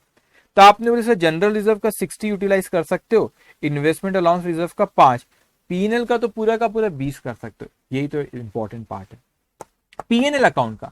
वो कहते हैं कि 20,000 पूरा का पूरा यूटिलाइज कर सकते। अब आप खुद सोचो ये जो प्रेफरेंस शेयर है ये किस पे रिडीम हो रहे, ये जो प्रेफरेंस शेयर है किस पे रिडीम हो रहे, प्रीमियम पे रिडीम हो रहे। तो इसका मतलब जब ये प्रेफरेंस शेयर प्रीमियम पे रिडीम हो रहे, तो जब भी प्रेफरेंस शेयर रिडीम होंगे तो हम ये एंट्री पास होंगी preference share capital account debit premium on redemption of preference share. तो वो जो premium on redemption of preference share है हम किसके अगेंस्ट में राइट ऑफ करते, पीएनएल अकाउंट के बैलेंस में। तो मेरे पास पीएनएल अकाउंट में भला ही आपको यहाँ पे 20,000 रुपए दिख रहे हैं, 20,000 रुपीज का बैलेंस है, लेकिन premium on redemption of preference shares की मैं बात करूं तो मैं कितने प्रेफरेंस शेयर्स रिडीम कर रहा हूं, 1,000 प्रेफरेंस शेयर्स रिडीम कर रहा हूं जो कि 100 रुपए का एक है। तो 1,000 मल्टीप्लाई बाय 100 वो आता है आपका 1 लाख रुपए, 1 लाख रुपए आता है। और ये 1 लाख रुपए का 10% प्रीमियम पे करो, मतलब 10,000 रुपए इस premium on redemption of preference shares. तो जो प्रीमियम और रिडेम्पशन ऑफ प्रेफरेंस है वो राइट ऑफ किसके अगेंस्ट में होता है, पीएनएल अकाउंट पे। तो मैं पीएनएल अकाउंट को यूटिलाइज करूंगा। तो यहाँ पे मैंने 10,000 रुपए सेट असाइड करा, साइड में रख दिया, क्योंकि मेरे को प्रीमियम और रिडेम्पशन ऑफ प्रेफरेंस शेयर इससे राइट ऑफ करना है।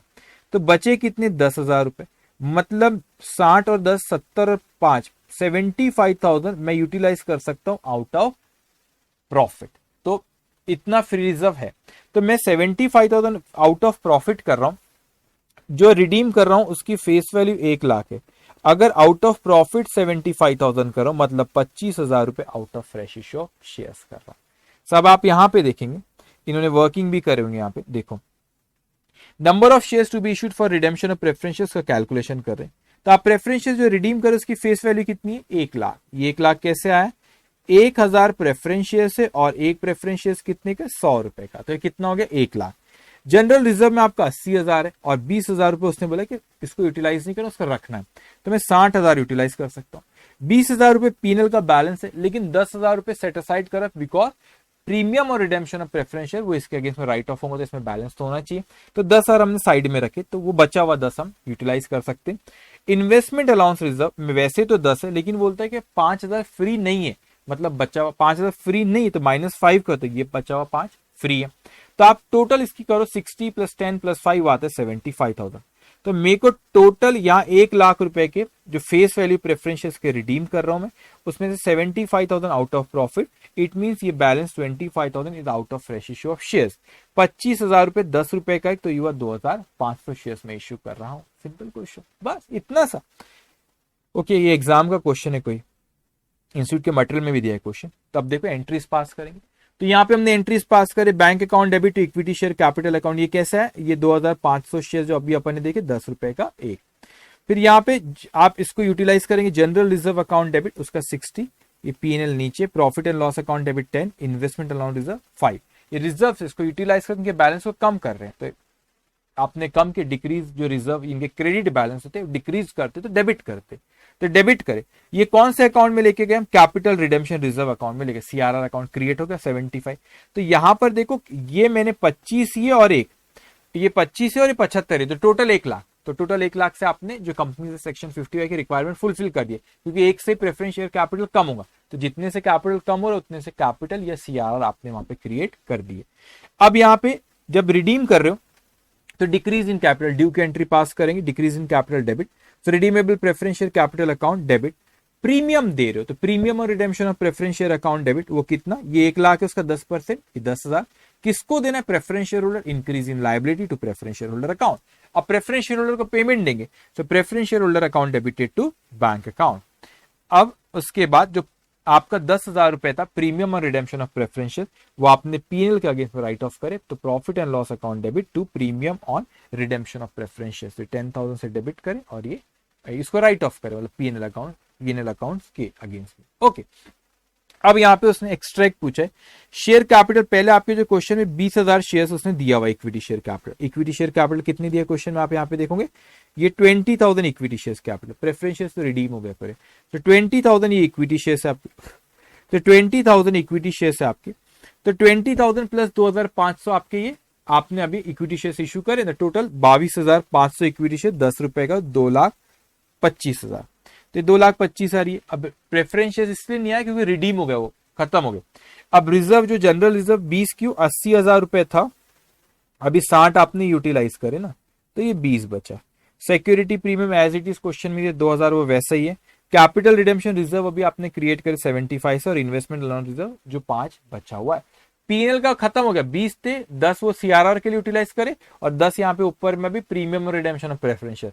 तो पीएनएल अकाउंट का जो बैलेंस हो सारा का सारा यूटिलाइज हो चुका है। तो ये टोटल आया 1,02,000, आपने 1,02,000 यहाँ पे लिखे।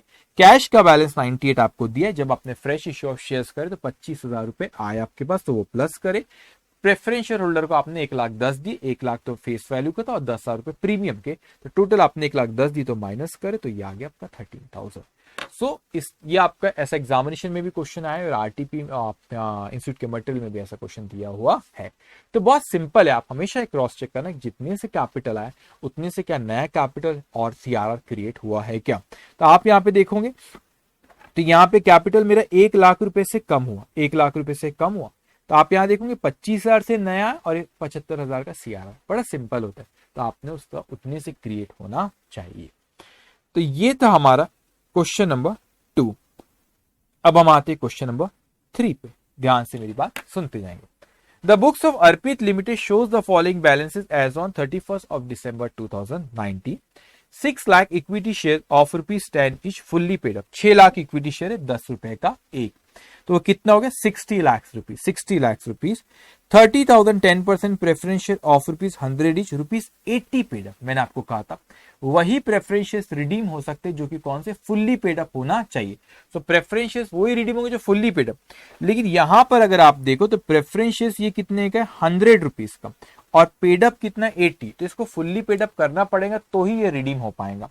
तो ये आपका 30,000 मल्टीप्लाई बाय 80 दैट्स 24 लाख। फिर सिक्योरिटी प्रीमियम में 6 लाख रुपए का बैलेंस। कैपिटल रिडेम्पशन रिजर्व, अब सर कैपिटल रिडेम्पशन रिजर्व पहले से, अरे होगा, पहले उन्होंने रिडीम करेंगे, उसका क्रिएट करा हुआ है। Capital redemption reserve 18 lakh, general reserve 35 lakh.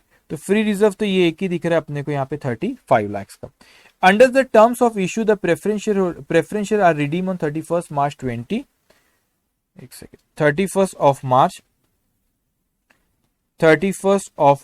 2020, okay, at a premium of 10%, premium पे रिडीम हो रहा है।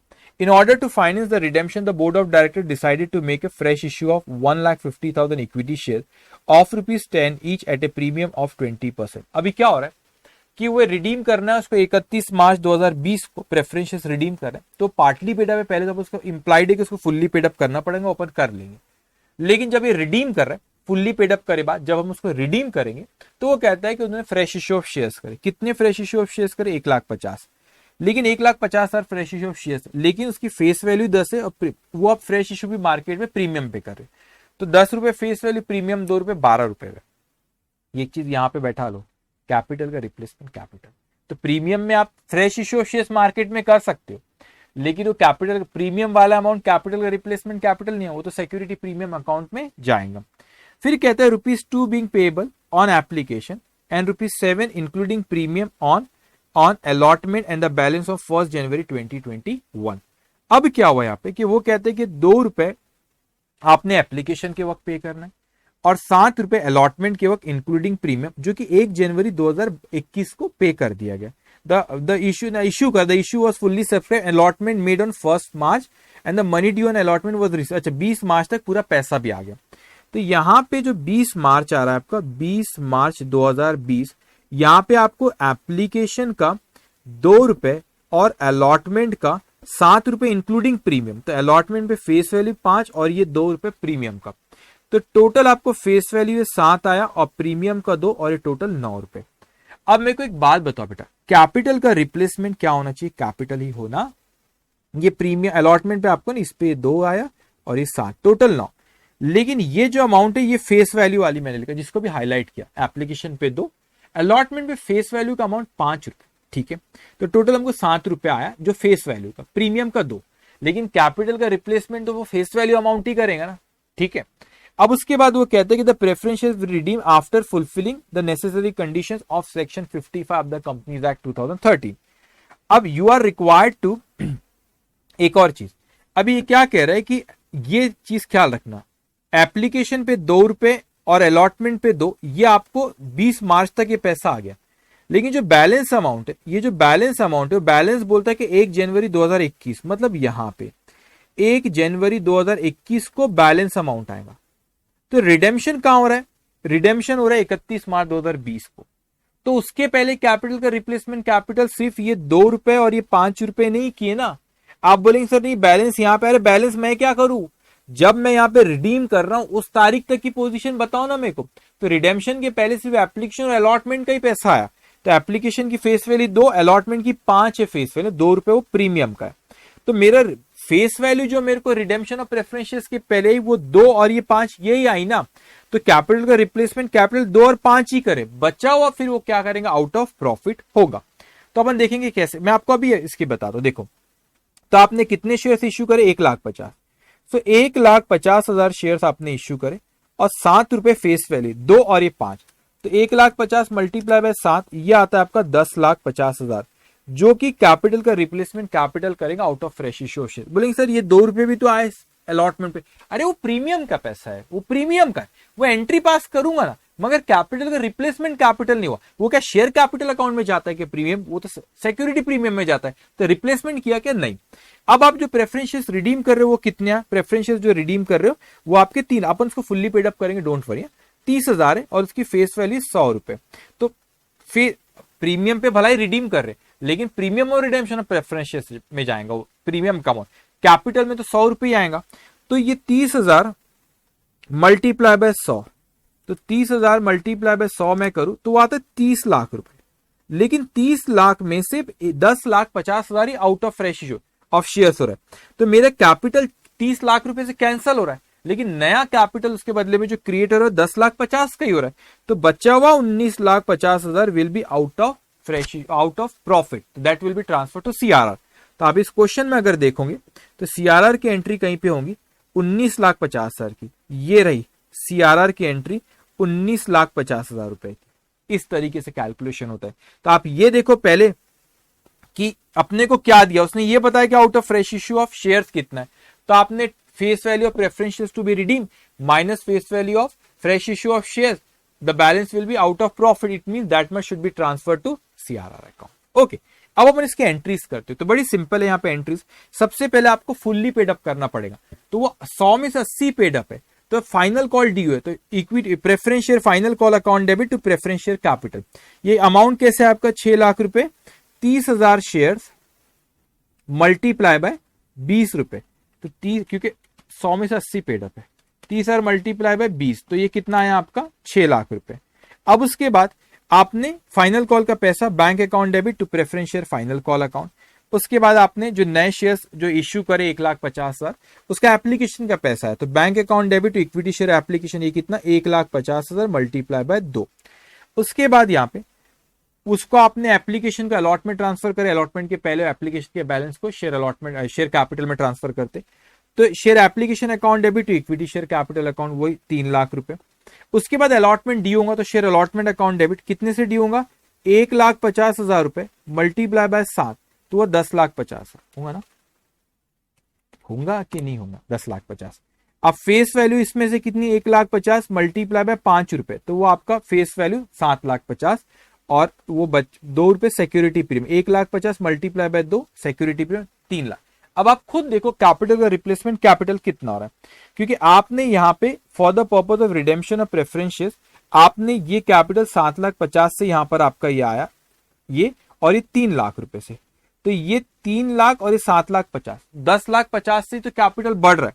लेकिन जब मैं प्रेफरेंस शेयर्स रिडीम करूंगा, तो प्रेफरेंस शेयर्स जब रिडीम करो तो ये कितने रिडीम करो, मैं प्रेफरेंस शेयर्स रिडीम करो 30,000 प्रेफरेंस शेयर और एक 100 रुपए का, तो 30,000 मल्टीप्लाई बाय 100 वो होता है 30 लाख। तो आप खुद सोचो कि मेरा कैपिटल 30 लाख रुपए से कम हो रहा है, लेकिन उसके बदले में नया कैपिटल ये 3 और ये 7,50,000 मतलब 10,50,000 से हो रहा है, तो बचा हुआ it means out of profit.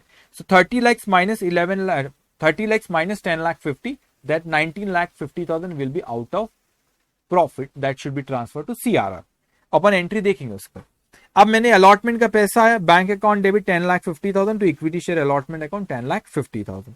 अब यहाँ पे देखेंगे आप ये जो प्रीमियम और रिडेम्पशन ऑफ प्रेफरेंस शेयर्स, आपने रिडीम जो करे प्रीमियम पे करे, ये जो रिडीम करे प्रीमियम पे करे 10%, तो आपका 30 लाख रुपए का 10% कितना होता है 3 लाख रुपए। तो ये प्रीमियम और रिडेम्पशन ऑफ प्रेफरेंस शेयर्स को अपन राइट ऑफ करेंगे अगेंस्ट पीएनएल अकाउंट के बैलेंस, ये जनरल रिजर्व फ्री रिजर्व। तो यहाँ पे general reserve account debited to premium, क्योंकि यहाँ पे जनरल रिजर्व का बैलेंस आपको दिया है, बहुत सा बैलेंस जनरल रिजर्व का यहाँ पे दिया हुआ है, कितना बैलेंस है वो 35 लाख रुपीज, तो उसके अगेंस्ट में अपन राइट ऑफ करें। तो general reserve account debit to premium on redemption of preference shares को राइट ऑफ करें। अब आपका 30 लाख रुपए से यहाँ पे कैपिटल कम हो रहा था, 30 लाख रुपए से कैपिटल कम रहा है, उसके बदले में जो नया कैपिटल आ रहा है वो 3 और ये 7.5 लाख मतलब 10,50,000 आ रहा है, तो बचा हुआ 19,50,000 will be out of profit, it means CRR में ट्रांसफर करेंगे, तो general reserve account debit to CRR account of you preference share holder को 33 लाख रुपए जो दे रहे हैं तो हम पे कर देंगे preference share holder account debited to bank account, simple. अब उसने एक्सट्रैक्ट भी पूछा है, तो यहाँ पर एक्सट्रैक्ट उसने 2 तारीख का पूछा है, कौन कौन सी डेट का पूछा है उसने, ऐसे पूछा है क्या अलग अलग, 31 मार्च 2020 ही लिखा है, चलो ठीक है यहाँ पे दोनों लिखा हुआ है कोई बात नहीं। तो 31 मार्च 2020 का ये 70,50,000, ये तो बड़ा सिंपल है ना, पिछले साल कितना था भाई 31 मार्च 2019 को ये था आपका यहाँ पे कितना, ये देखो ये आपका 60 लाख की और ये 24, 60 प्लस 24 84 लाख, तो ये देखो यहाँ पर जो था बेटा ये आपका 84 लाख आपका है। रिजर्व एंड सरप्लस में कितना था पिछले साल आपका, ये security premium 6 lakh, CRR 18 lakh और ये 35 लाख जनरल रिजर्व, तो यार 59 लाख। तो आप देखो यहाँ पे 59 लाख है क्या, ये रहा आपका 59 लाख। ओके, इस साल देखो थोड़ा सा चेंज होगा। अभी कैपिटल 70 लाख 50 की हुआ, इसको देखेंगे आप। यहां पर आपका पिछले साल था आपका ये 60 lakh equity share capital, 60 lakh. अभी आपने 10 लाख 50 और आया आपके 10 लाख 50, तो 70 लाख 50। तो यहां पर आप देखेंगे 70 लाख 50,000, उतने से कैपिटल बढ़ा 70 लाख 50। अब ये रिजर्व आपके पास, ये इसने जरूर यहाँ पे इसने ऐसे इंडिविजुअली भी बताया है, मैं आपको एक साथ यही अमाउंट को मैं ऐड और लेस करके यहाँ पे बोल रहा हूँ।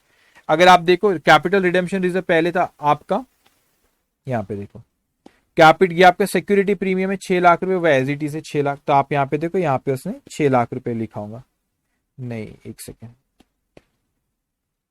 सिक्योरिटी प्रीमियम 6, सिक्योरिटी प्रीमियम 6, और अपने पास आया, आपने अभी प्रीमियम पे शेयर्स इशू करे ना कोई, ये 3 लाख रुपए सिक्योरिटी प्रीमियम का है। तो 6 और 3 कितना हो गया 9 लाख, तो ये 9 लाख। कैपिटल रिडेम्पशन रिजर्व में था यहाँ पे आपका 18 लाख, तो 18 लाख का ये था, और अभी आपने कितना ट्रांसफर करे 19 लाख 50, तो ये कितना हो गया 37 लाख 50,000। तो आप यहाँ पे देखो 37 लाख 50,000। जनरल रिजर्व में था आपका 35 लाख पिछले साल, माइनस आपने सीआरआर के लिए 19 लाख 50 की, तो माइनस करो 19 लाख 50, और प्रीमियम और रिडेम्पशन और प्रेफरेंशियल उसके 3 लाख, तो ये आपका आ रहा है 12 लाख 50, तो ये 12 लाख 50 इसकी टोटल आप यहाँ पे लिख देंगे, ये आपके दोनों साल का। तो बस इतना अपने एग्जामिनेशन में ख्याल रखना है, एंट्रीज जब पास करोगे तो कंफ्यूज मत होना कि कितना सीआरआर में, बस इतना लिखना कि जितने से कैपिटल कम हो रहा है उतने से नया क्रिएट हो रहा है, जो नहीं हो रहा that will remaining out of profit. अब जो नेक्स्ट क्वेश्चन मैं आपको कराने जा रहा हूं वो लोगों को एडवांस लगता होगा, मगर उसमें कुछ भी एडवांस है नहीं। ये एग्जामिनेशन में भी आया, इंस्टीट्यूट के मटेरियल में भी दिया, और जब ये क्वेश्चन बहुत से बच्चे करते तो कंफ्यूज हो जाते एक पॉइंट पे, वो पॉइंट मैं आपसे डिस्कस करूंगा, बड़ा इंटरेस्टिंग पॉइंट है। अब यहां से कहते हैं summarise balance sheet of clean limited as on 31 March 2019 is as follow. Share holders fund share capital 5,80,000, reserve and surplus 96,000, current liability trade payable 1,13,000, assets non-current asset property plant and equipment 6,90,000, non-current investment 37,000, current assets cash and cash equivalent 62,000. Now the share capital of the company consists of rupees 50 each equity share of rupees 4,50,000, मतलब 50 रुपए का एक, यहाँ पे face value share की कितनी 50 रुपए का एक इक्विटी शेयर, और 4.5 लाख रुपए का आपके इक्विटी शेयर है, और rupees 10 each, rupees 100 each 8% redeemable preference share of rupees 1,30,000 issued on 1st of April 2017.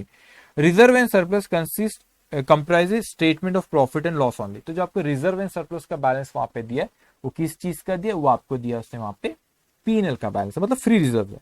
In order to facilitate the redemption of preference shares at a premium of 10%, the company decide, अब company ने कुछ decide करी, बड़ा interesting है। पहले उसने decide करी कि इन्वेस्टमेंट को बेचो 30,000 रुपए में, तो इन्वेस्टमेंट को बेचो 30,000 रुपए में, ठीक है। और उसके बाद कहते हैं उसको पैसों की जरूरत है ना, रिडेम्पशन हो रहा है, तो 30,000 रुपए की इन्वेस्टमेंट बेचो, तो कोई गुनाह करी क्या? ऐसा देखो, वो तो कंपनी एक्ट की रिक्वायरमेंट क्या है, कैपिटल का रिप्लेसमेंट कैपिटल होना चाहिए।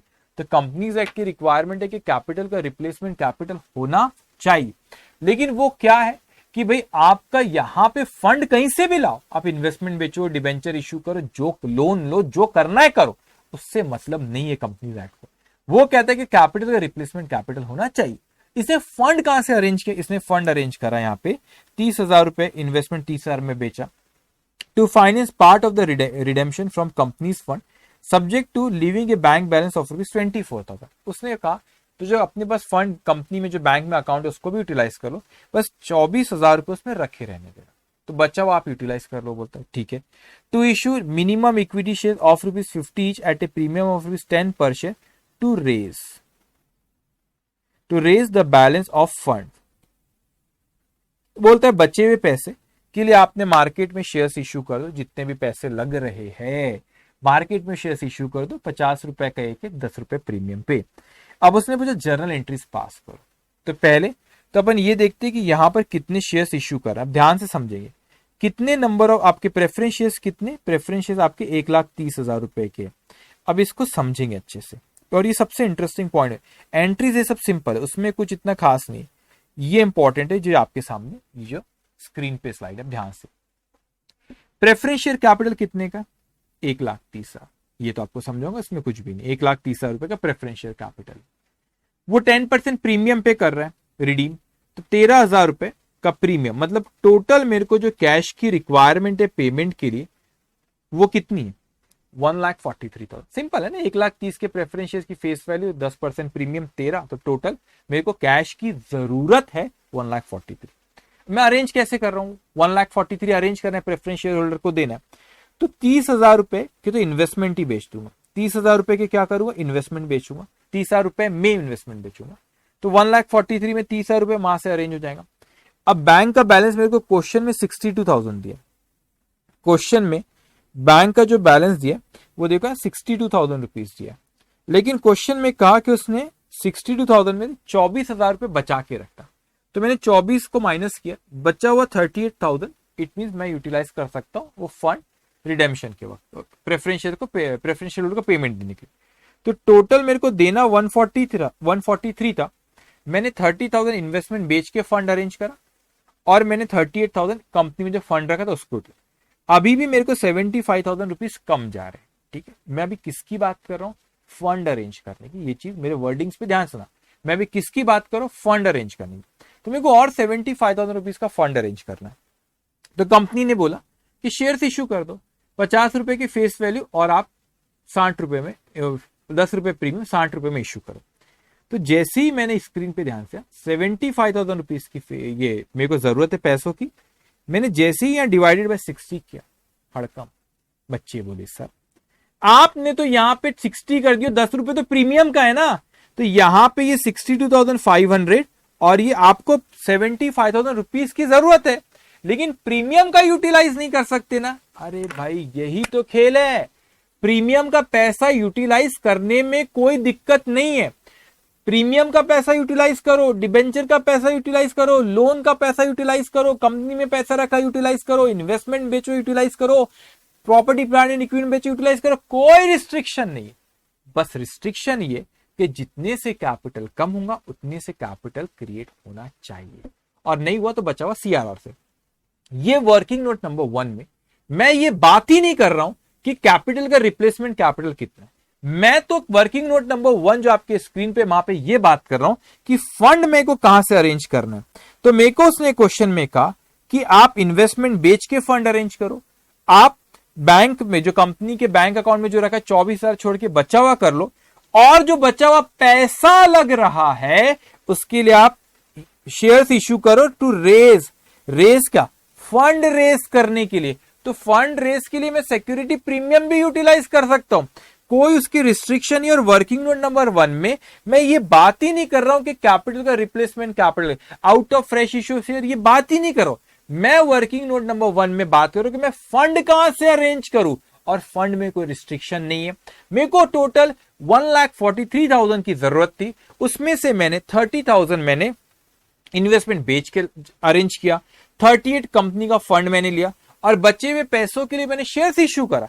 मैं पैसे अरेंज करने की बात कर रहा हूं, इसमें कोई रिस्ट्रिक्शन नहीं है।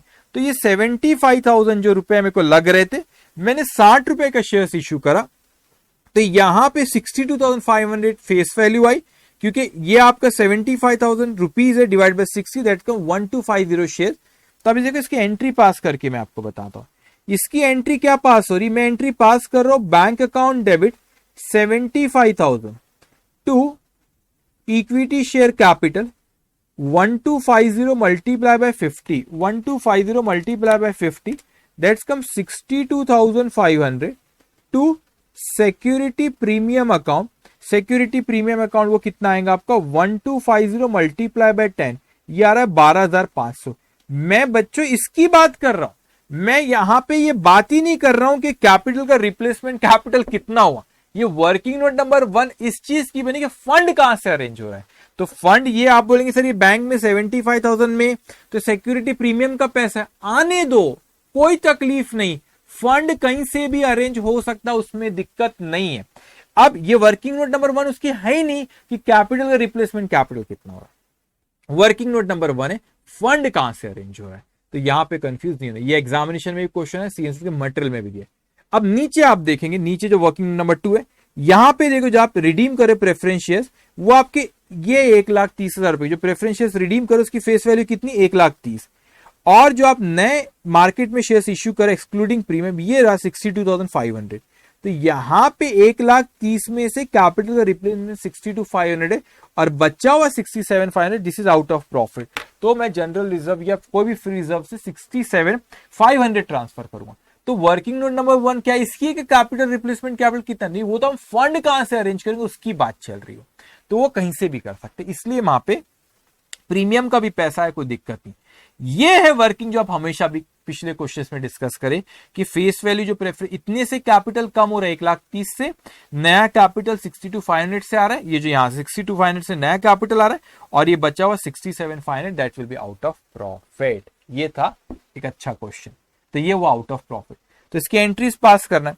अब आप कितने शेयर्स इश्यू कर रहे हैं ये 1250 फेस वैल्यू कितनी है उसकी 50 और प्रीमियम कितना है उसका आपका 10 रुपए तो यहां पर अब इसकी जर्नल एंट्रीज में हम आते हैं मैं बार बार कह रहा हूं तो वर्किंग नोट नंबर 1 किसकी थी किसका तो फंड अरेंज करने की बात चल रही थी कैपिटल का replacement capital working note number 2 थी उसकी ओके तब आपने यहां पे 1250 शेयर इश्यू करे 60 रुपीज में तो पैसा आया आपका 75,000 तो bank account debit to share application account फिर शेयर एप्लीकेशन अकाउंट डेबिट आप फेस वैल्यू कैपिटल में ट्रांसफर करोगे सो 1250 मल्टीप्लाई बाय 50 और प्रीमियम 1250 मल्टीप्लाई बाय 10 तो to equity share capital account to security premium account अब उसके बाद प्रेफरेंस शेयर्स रिडीम कर दो कैपिटल क्या होगा कम डिक्रीज इन कैपिटल डेबिट तो आप प्रेफरेंस शेयर जो रिडीम करो उसकी फेस वैल्यू 1,30,000 सो प्रेफरेंस शेयर कैपिटल अकाउंट 1,30,000 उस पर 10% premium that is premium on redemption of preference shares वो कितना है आपका 13,000 रुपए 10% 1,30,000 का 13,000 तो किसको देना है प्रेफरेंस शेयर होल्डर को so to preference share holder account फिर आपने जो प्रीमियम और रिडेम्पशन ऑफ प्रेफरेंस शेयर्स है उसको पीएनएल अकाउंट के बैलेंस में राइट ऑफ करेंगे पीएनएल अकाउंट के बैलेंस से तो profit and loss account debit to premium और रिडेम्पशन ऑफ प्रेफरेंस शेयर्स अब उसके बाद आपने इन्वेस्टमेंट बेचे तो इन्वेस्टमेंट की वैल्यू और अगर अपन यहाँ पे जो आपको बैलेंस शीट दी उस बैलेंस शीट में इन्वेस्टमेंट की अगर मैं वैल्यू देखूं तो इन्वेस्टमेंट यहाँ पर आपको दिख रहा है इन्वेस्टमेंट जो है आपका 37,000 रुपीज का आपने उसको कितने में बेचे हमने उसको 30,000 में तो 37 की चीज 30 में बेचे मतलब 7,000 रुपए का loss so bank account debit 30,000 profit and loss account debit 7,000 to investment account तो 37 की चीज 30 में बेचे तो 7,000 रुपए का नुकसान अब उसके बाद प्रेफरेंस शेयर होल्डर को हमने पेमेंट दी preference share holder account debit to bank 1,43,000 और आपको जो सीआरआर में ट्रांसफर करना था वो हमने वर्किंग नोट देखी working note number 2 profit and loss account debit to CRR account तो ये एंट्रीज हमने पास करे कल के सेशन में मैंने बताया था कि जब आप कोई एंट्री जब आपको कोई बैलेंस शीट पूछता है कोई एडजस्टमेंट की बात तो देखो ये मैंने आपको सिखाया था कल जब आप हम बात करते प्रीवियस लेक्चर में कि एग्जिस्टिंग बैलेंस शीट अभी जो क्वेश्चन करे वहां दी हुई है और जो जनरल एंट्रीज पास करे या आपने ये जो जिसके यहाँ पे बैलेंस शीट में क्रेडिट बैलेंस है और जनरल एंट्रीज में आपने क्रेडिट कर तो ऐड करना डेबिट कर तो लेस करना जो एसेट उसके डेबिट बैलेंस होते अगर आपने उसको यहाँ पे डेबिट करे जनरल एंट्रीज में तो ऐड करना क्रेडिट कर तो लेस और जो भी फिगर आती है आपको न्यू बैलेंस शीट में लिखना रहेगा सो यहाँ पे आपको जो बैलेंस शीट पूछा है उसने तो जैसे शेयर कैपिटल मैं आपको कुछ बता दो शेयर कैपिटल तो शेयर कैपिटल आपको पहले से कितना दिया था उसने यहाँ पे पहले से जो शेयर कैपिटल था आपका उसने बाइफरगेट किया था आपको 5,80,000 था लेकिन उसने यहाँ पे बता इक्विटी शेयर कैपिटल 4,50,000 का था 4,50,000 रुपए का था और अभी आपने और 62,500 के इक्विटी शेयर कैपिटल इश्यू करे तो आप यहाँ पे देखोगे 4,50,000 प्लस 62,500 तो ये हो गया 5,12,500 कैपिटल रिडेम्पशन रिजर्व अभी आपने देखे 67,500 को रिजर्व एंड सरप्लस में प्रॉफिट एंड लॉस का बैलेंस 96 दिया था 13,000 रुपीज आपने प्रीमियम और रिडेम्पशन और प्रेफरेंस राइट ऑफ करे और जो आपका loss on sale of investment है वो भी पीएनएल में गया तो वो आपका प्रॉफिट कम हुआ और इस 67,500 का आपने सीआरआर अकाउंट में लेकर गए तो ये जो बचा हुआ आपका 8,500 सिक्योरिटी प्रीमियम अकाउंट में क्या नहीं सिक्योरिटी प्रीमियम अकाउंट अभी हुआ आपने प्रीमियम पे जो इश्यू करे आपने जो 1,250 शेयर जो 10 रुपए का प्रीमियम था तो ये 12,500 तो ये हो गया आपका रिजर्व एंड सरप्लस तो रिजर्व एंड सरप्लस 88,500 और ये capital so capital 5,12,500 reserve and surplus 88,500 trade payable में कोई चेंज नहीं है तो एज इट इज जो क्वेश्चन में आपको ट्रेड पेबल दिया हुआ है 1,13,000 रुपए, वो ट्रेड पेबल आप यहाँ पे लिख लेंगे, 1,13,000 रुपए ये ट्रेड पेबल। तो ये टोटल है। प्रॉपर्टी प्लांट एंड इक्विपमेंट भी कोई चेंज नहीं है। अब ये आपका 24,000 रुपए बैंक के कैश एंड कैश इक्विवेलेंट में आएगा। क्यों? 62,000 रुपीज का बैलेंस दिया आपने, ये 62,000 का बैलेंस दिया आपने, इन्वेस्टमेंट बेचे उसके 30,000 रुपीज आए, प्रेफरेंस शेयर होल्डर को 143 दिए, और ये 75,000 कहां से? 75,000 रुपीज आपके जो आपने शेयर इशू करे थे ना, उसके 75 है। तो वो ये पैसा आया और ये हमारे पास से, तो बैलेंस 24,000 रुपए रहा। उसने बोला भी था कि बैलेंस 24,000 रहना चाहिए, तो हमने वर्किंग नोट नंबर 1 बनाए ऐसे थे कि बराबर उसके पास रहे, क्योंकि 62 था, 24 रहना चाहिए, तो बचा हुआ यूटिलाइज किए थे। ओके, तो ये आपने 24,000 आपने यहाँ पे लिख लिए कैश एंड कैश फ्लो, और ये आपकी बैलेंस शीट यहाँ पे टैली। से एक क्वेश्चन, एडवांस क्वेश्चन तक हमने देखे, तो रिडेम्पशन ऑफ प्रेफरेंस शेयर से रिलेटेड जो सारे कंसेप्ट मैंने आपसे बात किया, उससे सिंपल से लेकर एडवांस क्वेश्चन तक हम गए। तो ये सेशन हमारा यहाँ पे खत्म होता है। रिडेम्पशन ऑफ प्रेफरेंस शेयर छोटे चैप्टर इसलिए एक सेशन में हो रहा है, फिर आगे के जब सेशन में इन chapter company financial statement, cash flow statement, then फिर वो इंश्योरेंस क्लेम, उसके बाद इन्वेस्टमेंट, हायर परचेज, सारे चैप्टर्स हम लोग रिवाइज करेंगे। तो उस वक्त हो सकता है कि बड़े चैप्टर में एक सेशन में ऑब्वियसली नहीं होगा चैप्टर, 2-3 सेशन 4 सेशन जितने भी लगे फिर वो चैप्टर्स को। ओके, तो यहाँ पे ये सेशन हमारा खत्म होता है और हमने आज रिवाइज पूरा का पूरा कर लिया redemption of preference shares. Take care, bye bye.